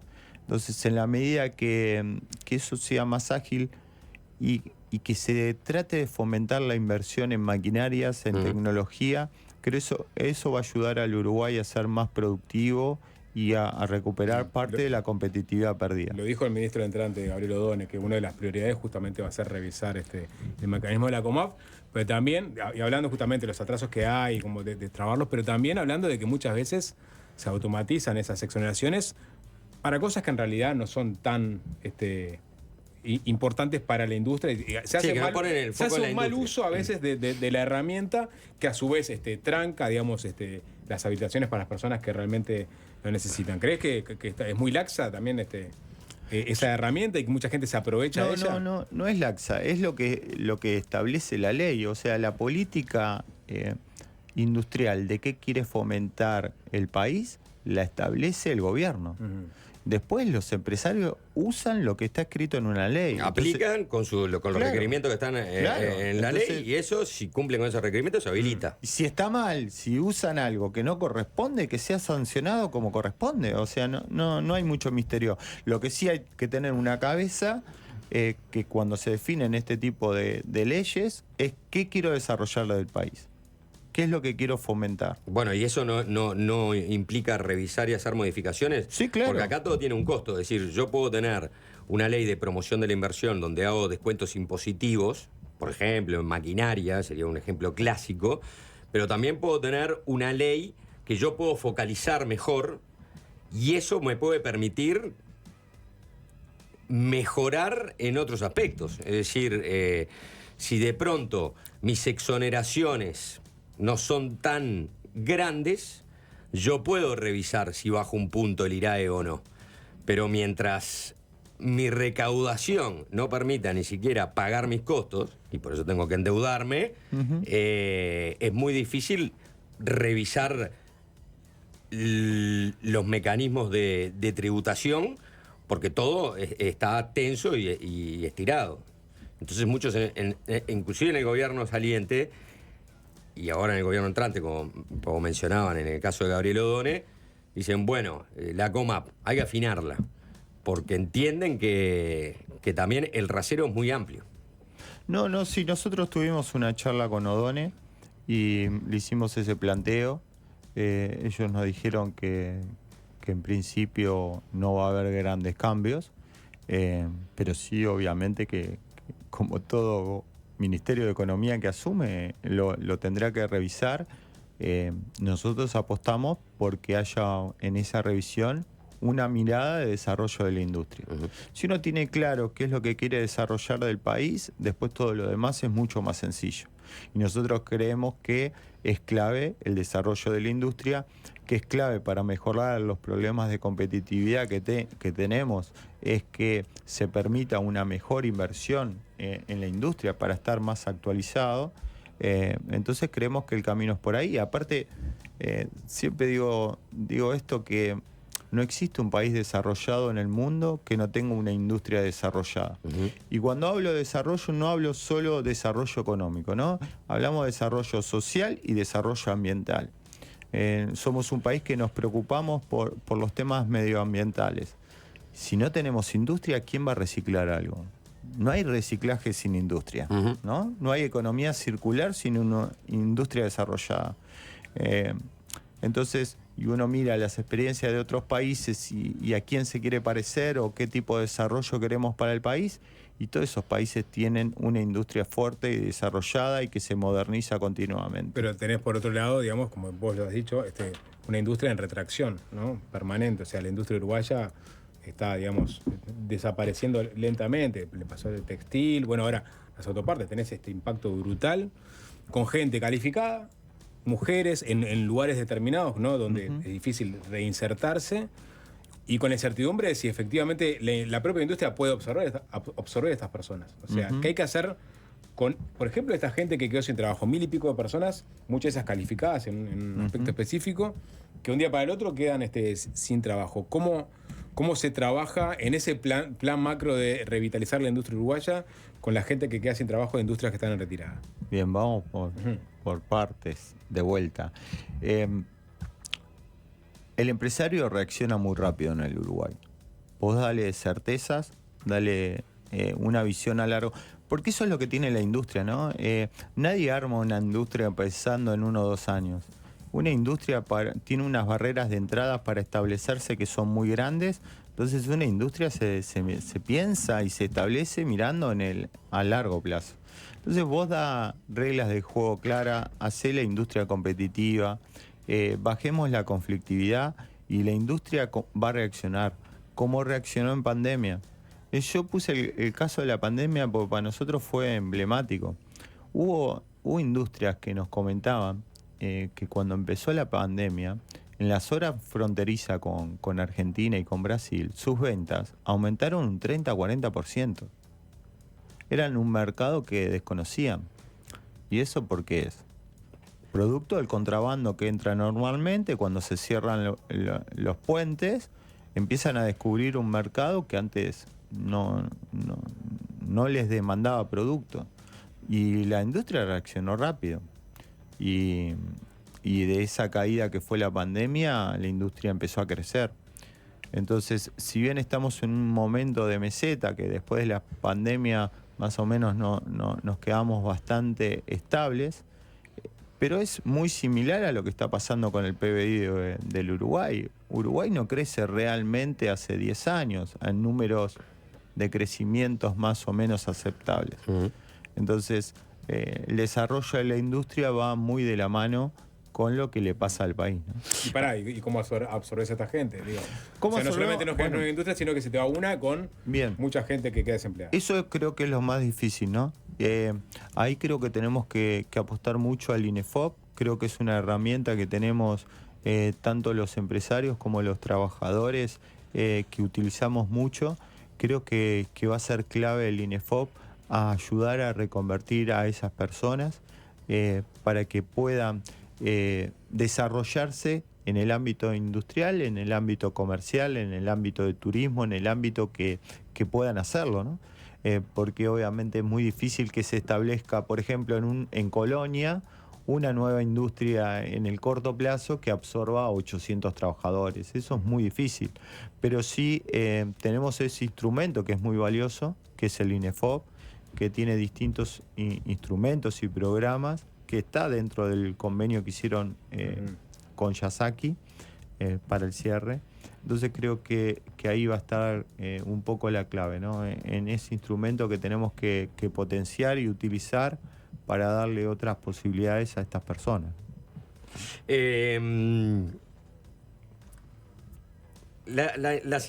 Las industrias, porque habría que hablar de las industrias, son bien diferentes, ¿no? Vos podés llegar a tener una inversión muy grande que de pronto recoge los beneficios especiales, como puede ser industrias de inversiones de capitales globales que ingresan en el contexto de una zona franca, o tenés una pymes, o una pymes, tú que llegaste a ser presidente de esa parte de, si se quiere, de la producción.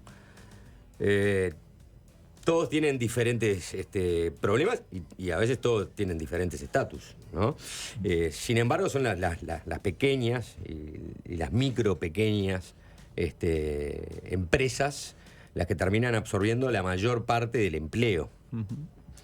¿Qué políticas se deberían implementar para apuntalar a esas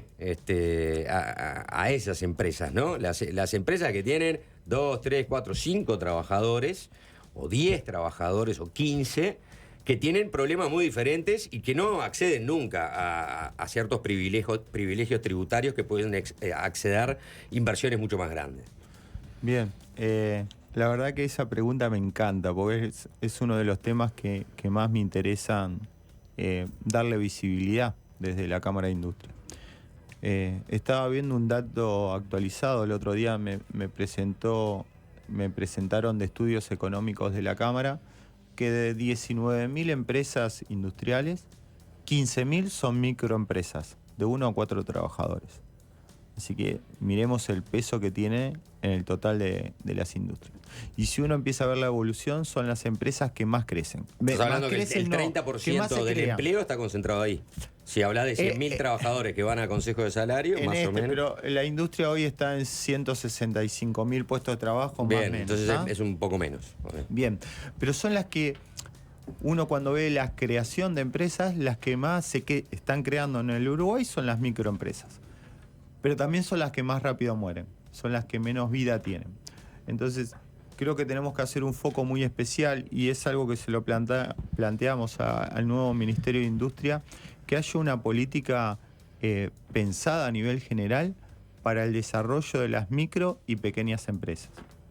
Entonces, si uno tiene esa idea como una política de Estado, cada vez que va a desarrollar una ley, que haya algún tipo de contemplación para lo que es micro y pequeñas empresas. Por ejemplo, ¿hay alguna política de crédito que dé algunos beneficios a emprendimientos pequeños? Yo voy a otro lado, mirá.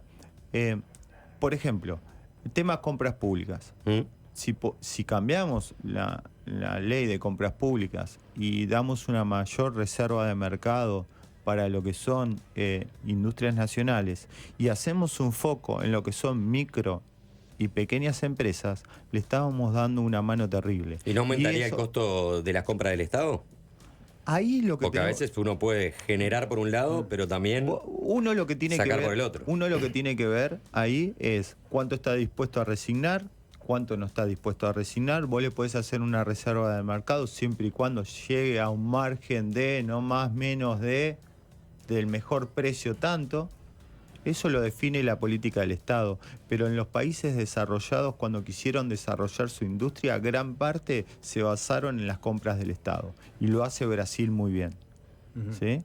Entonces, hoy hablabas de Paraguay. Paraguay tiene una reserva del mercado, un precio para los productos nacionales en las compras públicas, creo que del 40% lo llevó hace un año o 2 sea que años. Tiene más que Uruguay, bastante más. Mucho más.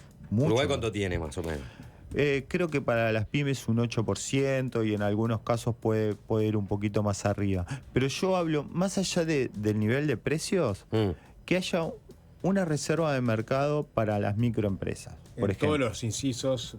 En los que haya industria nacional, donde vos puedas demostrar que eso se produce en el Uruguay.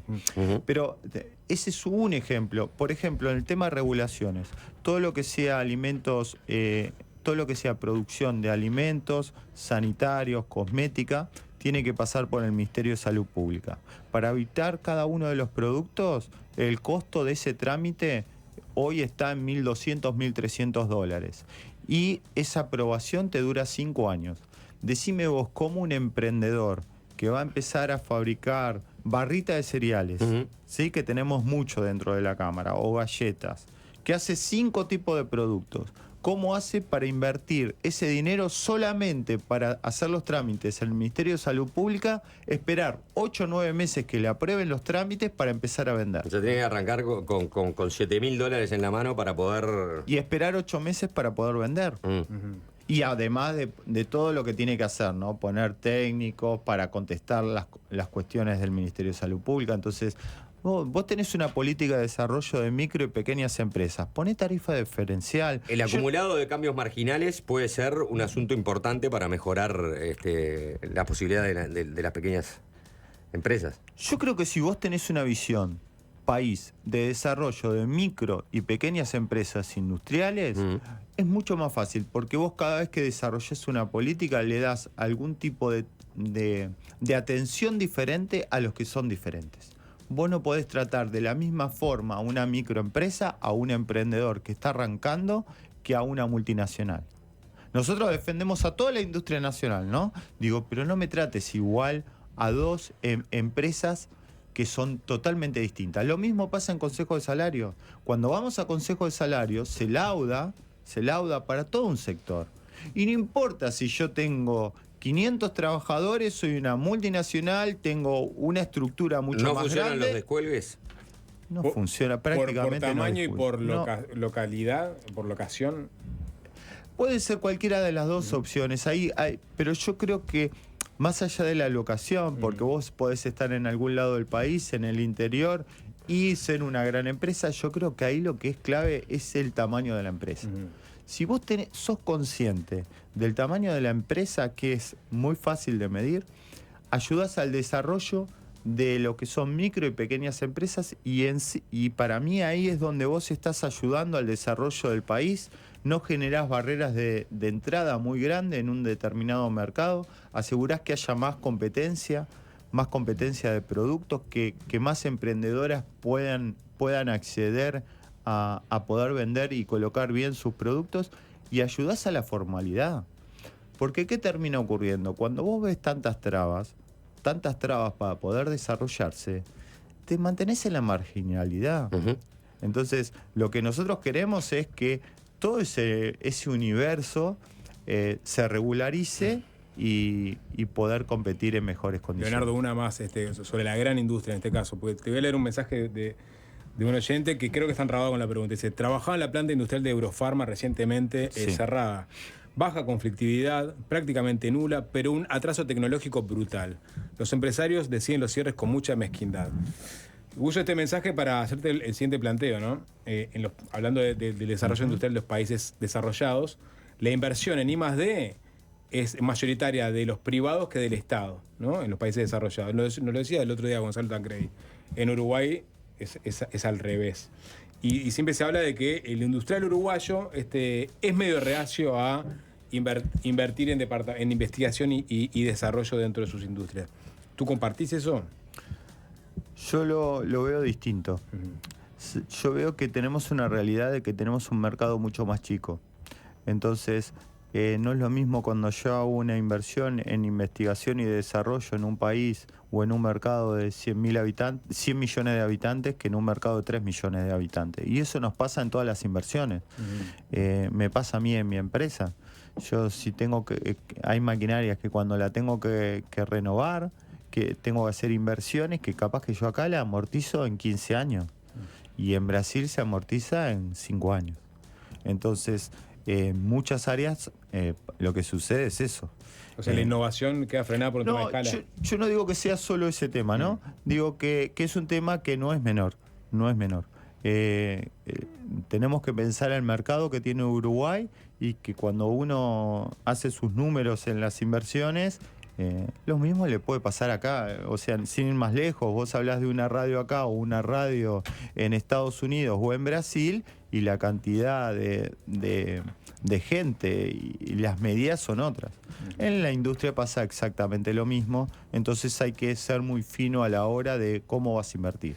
Vos decías, y con esto vamos cerrando, vos decías, yo defiendo toda la industria. Bueno, claro, la industria es un conjunto de inversiones que pueden ser capitales nacionales, capitales internacionales, capitales mixtos.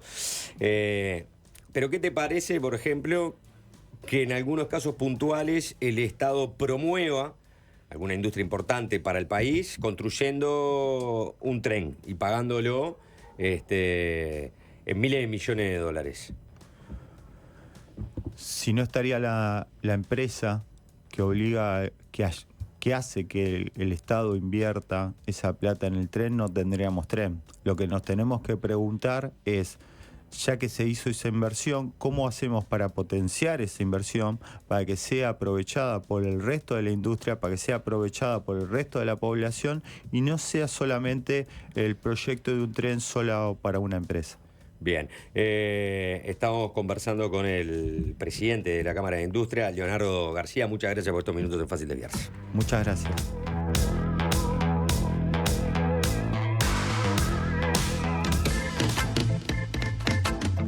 Fácil Desviarse.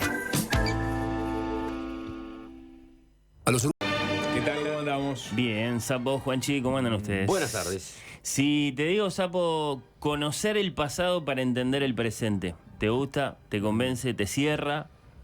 ¿Eres Hobsbawm? No, dicen que lo dijo Adela Reta. Carl Sagan, Mira. que lo extendía a, y además, proyectar el futuro. Conocer el pasado para entender el presente y para... Siempre. ¿Sí? ¿A Sí, vos te sí. cierra? ¿Te gusta? Sí. Juanchi, vos que sos un gran history buff, No me tenés que ni preguntar. ¿te complace? Sí, pero bueno, a lo mejor introducirías ahí alguna reserva, alguna duda, alguna objeción, ¿no? Bueno, conocer el No pasado... se puede entender el presente sin conocer el pasado. Sin conocer el pasado, suponiendo que ese conocimiento de lo que pasó y de cómo pasó sea posible y confiable. Sea tan real como el huesito desempolvado por el arqueólogo. Como que de Ken Follett al mismísimo Heródoto no hay el que se salve de ser acusado de embustero en esa materia. Luego, esa duda que yo supongo que también la manejan ustedes acá en el día a día, haciendo historia del presente, bueno, lo atraviesa todo y pienso en algunos de los temas que hemos tratado en lo que va del año, incluyendo los que han aparecido en estas mismas columnas, ¿no? El antisemitismo en Inglaterra, en la Inglaterra del rey Jacob, bueno, los hechos de Salsipuedes, por supuesto. La posibilidad de un presidente argentino de nombrar a un juez de la Corte Suprema por decreto, ahora o en tiempos en que los magistrados llegaban en carretas a Buenos Aires y entonces había largos recesos que justificaban esos decretos. Eso se está discutiendo ahora en la Argentina y por supuesto demanda un viaje al pasado, un cierto conocimiento de la historia, que después hay que ver qué conocimiento es ese y cómo está siendo presentado. Bueno, en esa búsqueda, la del verdadero conocimiento histórico, la de un núcleo del tiempo y los hechos, lo primero que nos van a decir, y lo va a decir un riverista. Lo que en este programa supongo que significa algo muy fuerte, ¿no? Lo va a decir un riverista. Bueno, está claro por dónde hay que empezar. A ver, hay una novela. Eso es lo que está diciendo acá el colega. Hay una novela a finales del siglo XIX, La Cueva del Tigre. Sí. La Cueva del Tigre de precisamente Eduardo Acevedo Díaz, que dicho sea de paso, lamentablemente, muchas veces las obras literarias después se las toman como el libro de historia, es una aberración, pero bueno, eso es un capítulo aparte. Precisamente era nieto de Antonio Díaz, que fue uno de los primeros en empezar precisamente a fustigar lo que era la figura de Rivera. Y precisamente Antonio Díaz, o casualidad, había sido ministro de gobierno de Oribe y era uno del gobierno del Cerrito. Entonces, hay que decir todo. Por Contexto. Sí. ¿Lo querés decir vos o Juanchi? Yo voy a proceder a leer este pedacito del texto citado. Porque fue un momento interesante el debate Sí. que tuvimos entre riveristas y descendientes de charrúas, cuando introdujeron la cuña blanca, ¿no? Para hablar de la leyenda negra de Rivera. Y Juanchi dijo, Colorados echándole la culpa a los blancos, capítulo número N, sí. Pero bueno, acá hay una acusación, ¿no? Y yo tengo un fragmentito. Por largas horas soportó Bernabé los gritos y suplicios terribles con que lo acompañaban. ¡Qué guay, venado! Matando amigos. Promesas, ruegos, todo fue en vano. El oído del cacique era sordo al perdón. Vagaban ante sus ojos las sombras de sus hermanos muertos en la cueva del Tigre. Consumado el sacrificio, Cepé hizo cubrir con algunos nervios del cadáver el extremo de la mogarra de su lanza. Enseñábala más tarde con deleite feroz. Esta fue la última hazaña charrúa provocada por un acto de barbarie del presidente Rivera. Después, el resto de la tribu, formidable, desapareció para siempre. Escribe en este relato, entonces, históricamente mentiroso y políticamente interesado, y estas dos cosas a lo mejor casi siempre van juntas, titulado La Cueva del Tigre, el blanco de Eduardo Acevedo Díaz, ¿no? Falseando los hechos y para plantar la idea de que el Partido Nacional estaba al lado de los charrúas. Tiene nombre de prostíbulo la Cueva del Tigre. Sí. haría votación. un buen tributo. En suma, tomando este ejemplo, esto se trata de maricondear, si me permiten ese verbo. ¿Se acuerdan que hablamos de maricondó, de cómo te enseña a deshacerte de lo que no sirve? Sí, claro. El Feng Shui. Sí, bueno, no, eso es otra cosa. Anda a cagar. Pero Maricondo no era la que. Maricondo es la que te dice la casa. deshacerte las cosas. Sí. O sea, te enseña. Pero no Te es enseña a en tu encontrar casa. la espiritualidad en las cosas y de ese modo lo imprescindible y lo prescindible. Pero el Feng Shui es, digamos, ta. direccionar los muebles hacia determinado lugar. Exacto. El color de las Sí, paredes. También tiene con toda una dimensión espiritual involucrada. no tiene nada que ver con Maricondo, entonces. No, seguramente sí, pero para no entreverlo demasiado. Bueno, eso, maricondear de nuestras bibliotecas, esa aberración, como dijo el riverista, llamada novela histórica. Novela histórica. Sí, Mala sí. palabra, ¿no? Por supuesto, esto va a caer mal entre aquellos de nuestros oyentes que aprenden historia leyendo novelas, que estoy seguro que algunos hay ahí, no sé si se quieren expresar en este momento, lo sienten así, lo defienden así. Bueno, de Ken Follett, ya que lo mencioné, sus catedrales medievales, sus grandes retratos familiares durante las guerras en el siglo pasado. Pero suponiendo que Ken Follett, bueno, lo vamos a desestimar muy fácilmente, ¿no? Es de Ken Follett Yo, Claudio, Memorias de Adriano, de Robert Graves, de Marguerite de Yourcenar, que son maravillosas novelas en primera persona, que se pueden leer para aprender sobre Roma y sus emperadores. Uno piensa que sí, por todo lo que se documentaron sus autores para escribir estas novelas, allá en la primera mitad del siglo XX, y que sin embargo han sido señaladas como tremendamente infieles, inexactas, falsarias de los hechos. Igual yo no descalificaría la novela histórica, ¿no? Así sin más. Como aproximación a un contexto histórico. Bueno. Es atractiva, es buena, le permite a personas, Estoy a punto ¿no? de lanzarla por la ventana, vos me decís, pará. No, pará. Espera un poquito. Bueno. No lo hagas. No lo- Sí. No hay que ser tan radical. No suelen decepcionar las novelas No, históricas. vos tenés los libros más fundados sobre los hechos históricos y los hechos históricos llevados a una novela donde hay cosas que no son... Pues si no, tendríamos que deshacer de un montón de películas que nos gustan que tratan sobre temas históricos y decir, no, cancelemos casi todas estas películas Las porque películas no son un pueden ser documental. maravillosas, las novelas también, pero acá de lo que se trata es de aprender. Y entonces la novela no me sirve, es lo que estoy diciendo yo de los pero te efectos de esta sirve para búsqueda. aprender, yo creo. Bueno, dice el español Quizás no del todo bien, pero aprender al fin. Santiago Posteguillo. Yourcenar hizo una novela muy bonita, Memorias de Adriano, pero me cuesta calificarla como histórica. Adriano era un miserable y un traidor. Mientras que Yo, Claudio es una magnífica novela, sustentada sobre una interpretación, digamos, audaz de Robert Graves. Lo más probable es que Claudio fuera realmente un idiota, pero no lo sabemos. Entonces la idea genial de Graves, dice Posteguillo, es decir, y si no lo era y fingía que lo era porque vivía en una familia en la que todo el mundo moría menos el que parecía idiota, me parece brillante, pero eso no es historia. Opina Posteguillo, que es acaso el más famoso, el más El exitoso, rey de las novelas históricas. el más últimamente. millonario de los actuales novelistas históricos, recordándonos acaso que una novela histórica es primero una novela y después es histórica. Posteguillo, que de todos modos después hace videos desde el Coliseo anunciando la siguiente aventura de Julio César. Si me voy a dejar un poco de llevar... marketing. Bueno, sí, claro, que a los efectos de la novela está bien. Luego, si yo quiero conocer el pasado, habrá que ver. Si yo me dejo llevar, acá hay que seguir maricondeando, desestimando, desechando. Y ya estoy a punto de tirar por la ventana Chernobyl, la serie de HBO.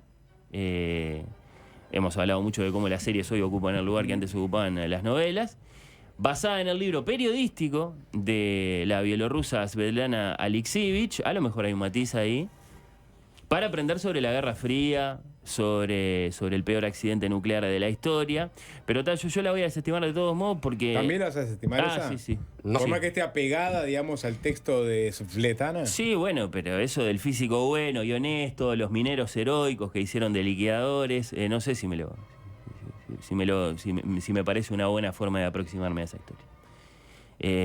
Además de que sigue, digamos, se sigue responde a una vieja queja con respecto a las novelas históricas, que es que los protagonistas siempre son los reyes y la masa queda afuera. Acá es un poco al revés. Si la vieron, se acuerdan lo poquito que aparece Gorbachov, por ejemplo.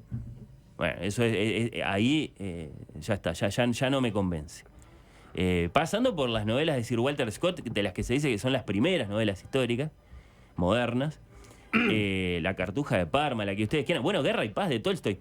Yo siempre me sentí como en la olímpica de la batalla de Borodino leyendo a Tolstoy. Pero claro, después recuerdo algunas de las cosas que dice el viejo León, me copié una. Los actos de Napoleón y Alejandro y sus palabras, de las que parecía depender la realización o no realización de un acto, dependían tan poco de su voluntad como los de cualquier soldado. Y esto es así como si habláramos de un sorteo. En los hechos históricos, los grandes hombres son como las etiquetas que dan el título al acontecimiento. Y como sucede con las etiquetas, son ellos quienes menos relacionados están con el hecho mismo. Entonces, claro, ahí uno se acuerda que Guerra y Paz es una novela, es un tratado filosófico, de filosofía de la historia.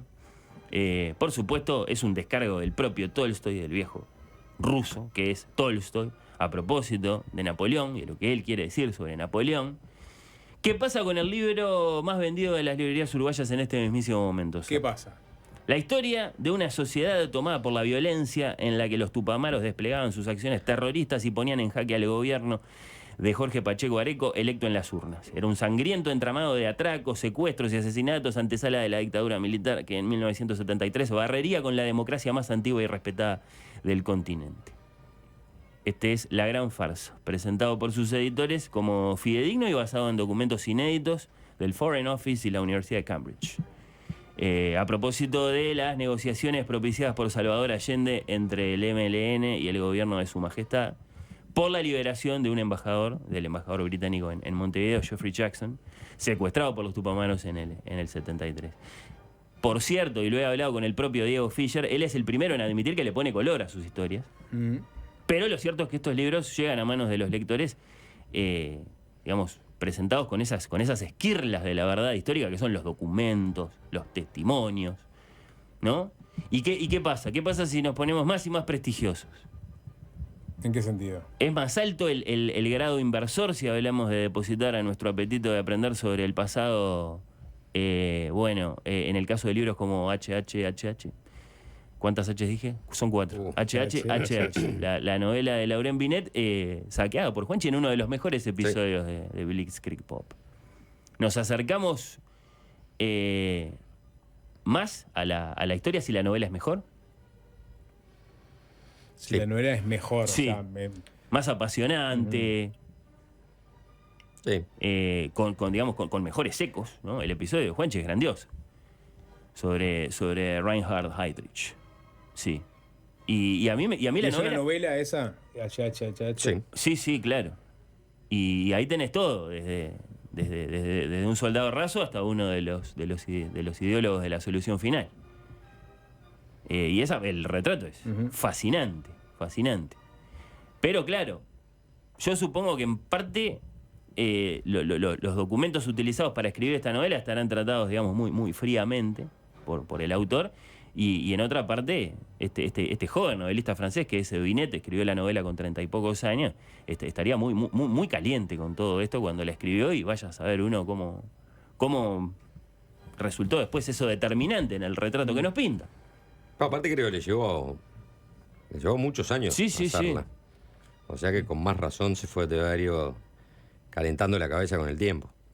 Sí. Tal vez haya que arrojar fuera de nuestras bibliotecas también toda esa enorme biblioteca buenísima, pero que en principio mucho más rigurosa que un Ken Follett, digamos.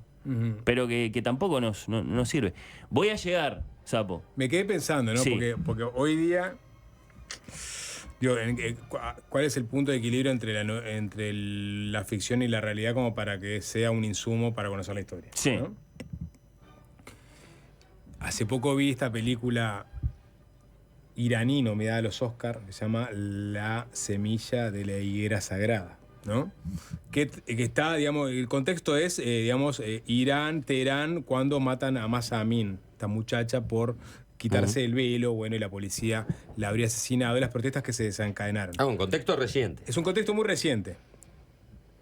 Es una ficción, o sea, trata sobre una familia, él ascendiendo en un cargo jerárquico de la justicia islámica, ¿no? Muy esperado, ella una madre tradicional y sus hijas adolescentes, ¿no? Viviendo el contexto de turbulencia de las protestas, ¿no? Con compañeras que salían a manifestarse. Y es una ficción, pero ¿qué recurso utiliza? Las chiquillas están todo el tiempo consumiendo el celular.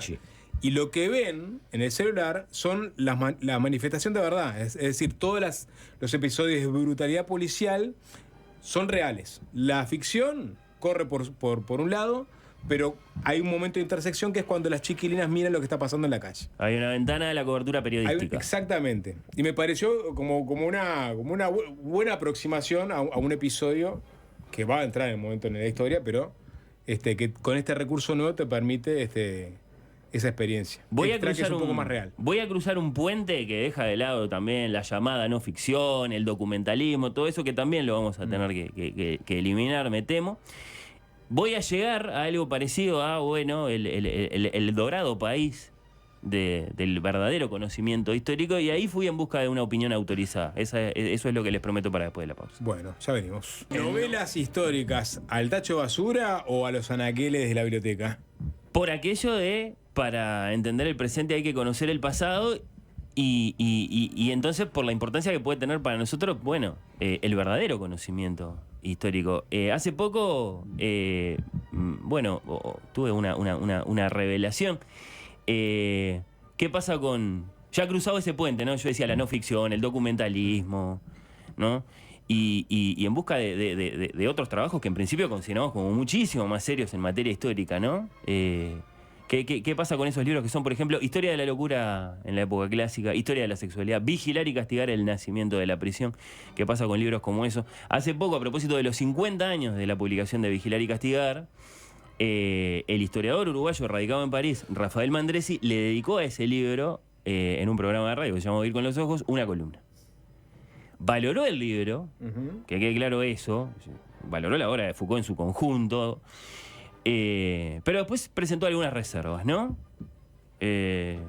Por ejemplo, reservas a propósito de la noción de el nacimiento de. Como si la entrada de una cosa en la historia fuera muy determinante para después, conocer el presente de esa cosa. Ahí Mandresi habló de pensamiento mítico, citando a Mircea Eliade, ¿no? Dijo, esa visión, cuidado, puede ser engañosa. Es decir, las cosas no necesariamente son ahora según cómo nacieron.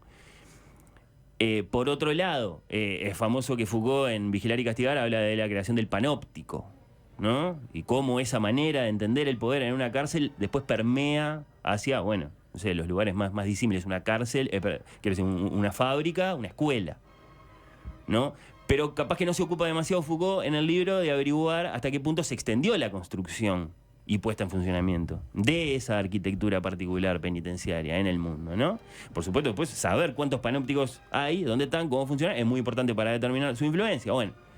Entonces se pone más nublado esto de, ¿qué leer para conocer el pasado? Un pedacito de Rafael, por favor.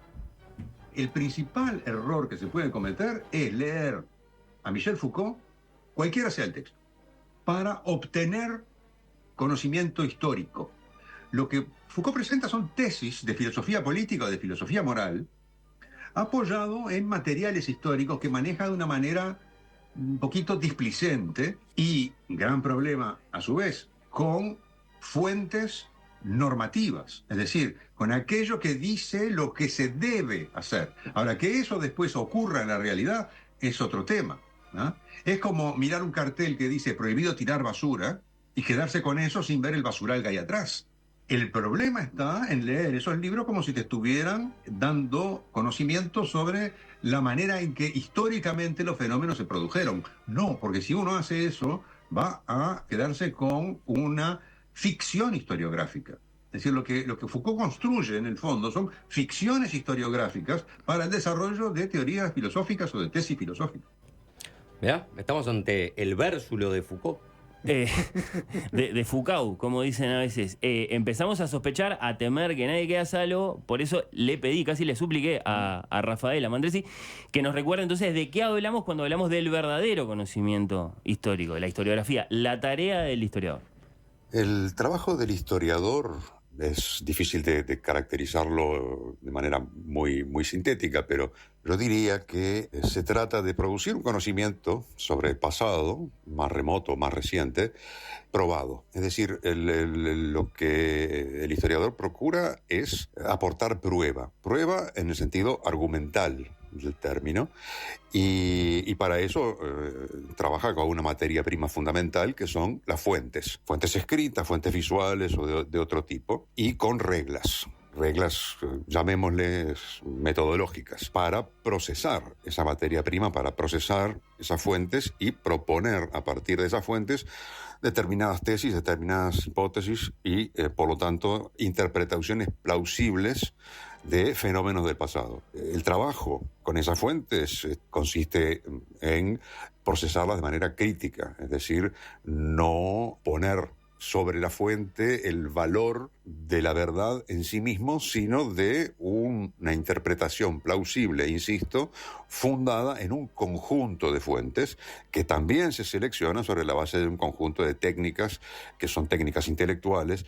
En última instancia es una producción intelectual que yo llamaría controlada por un material, que son las fuentes, y controlada por un conjunto de reglas de trabajo que definen al oficio.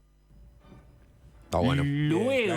Luego, ¿cómo es ese relato?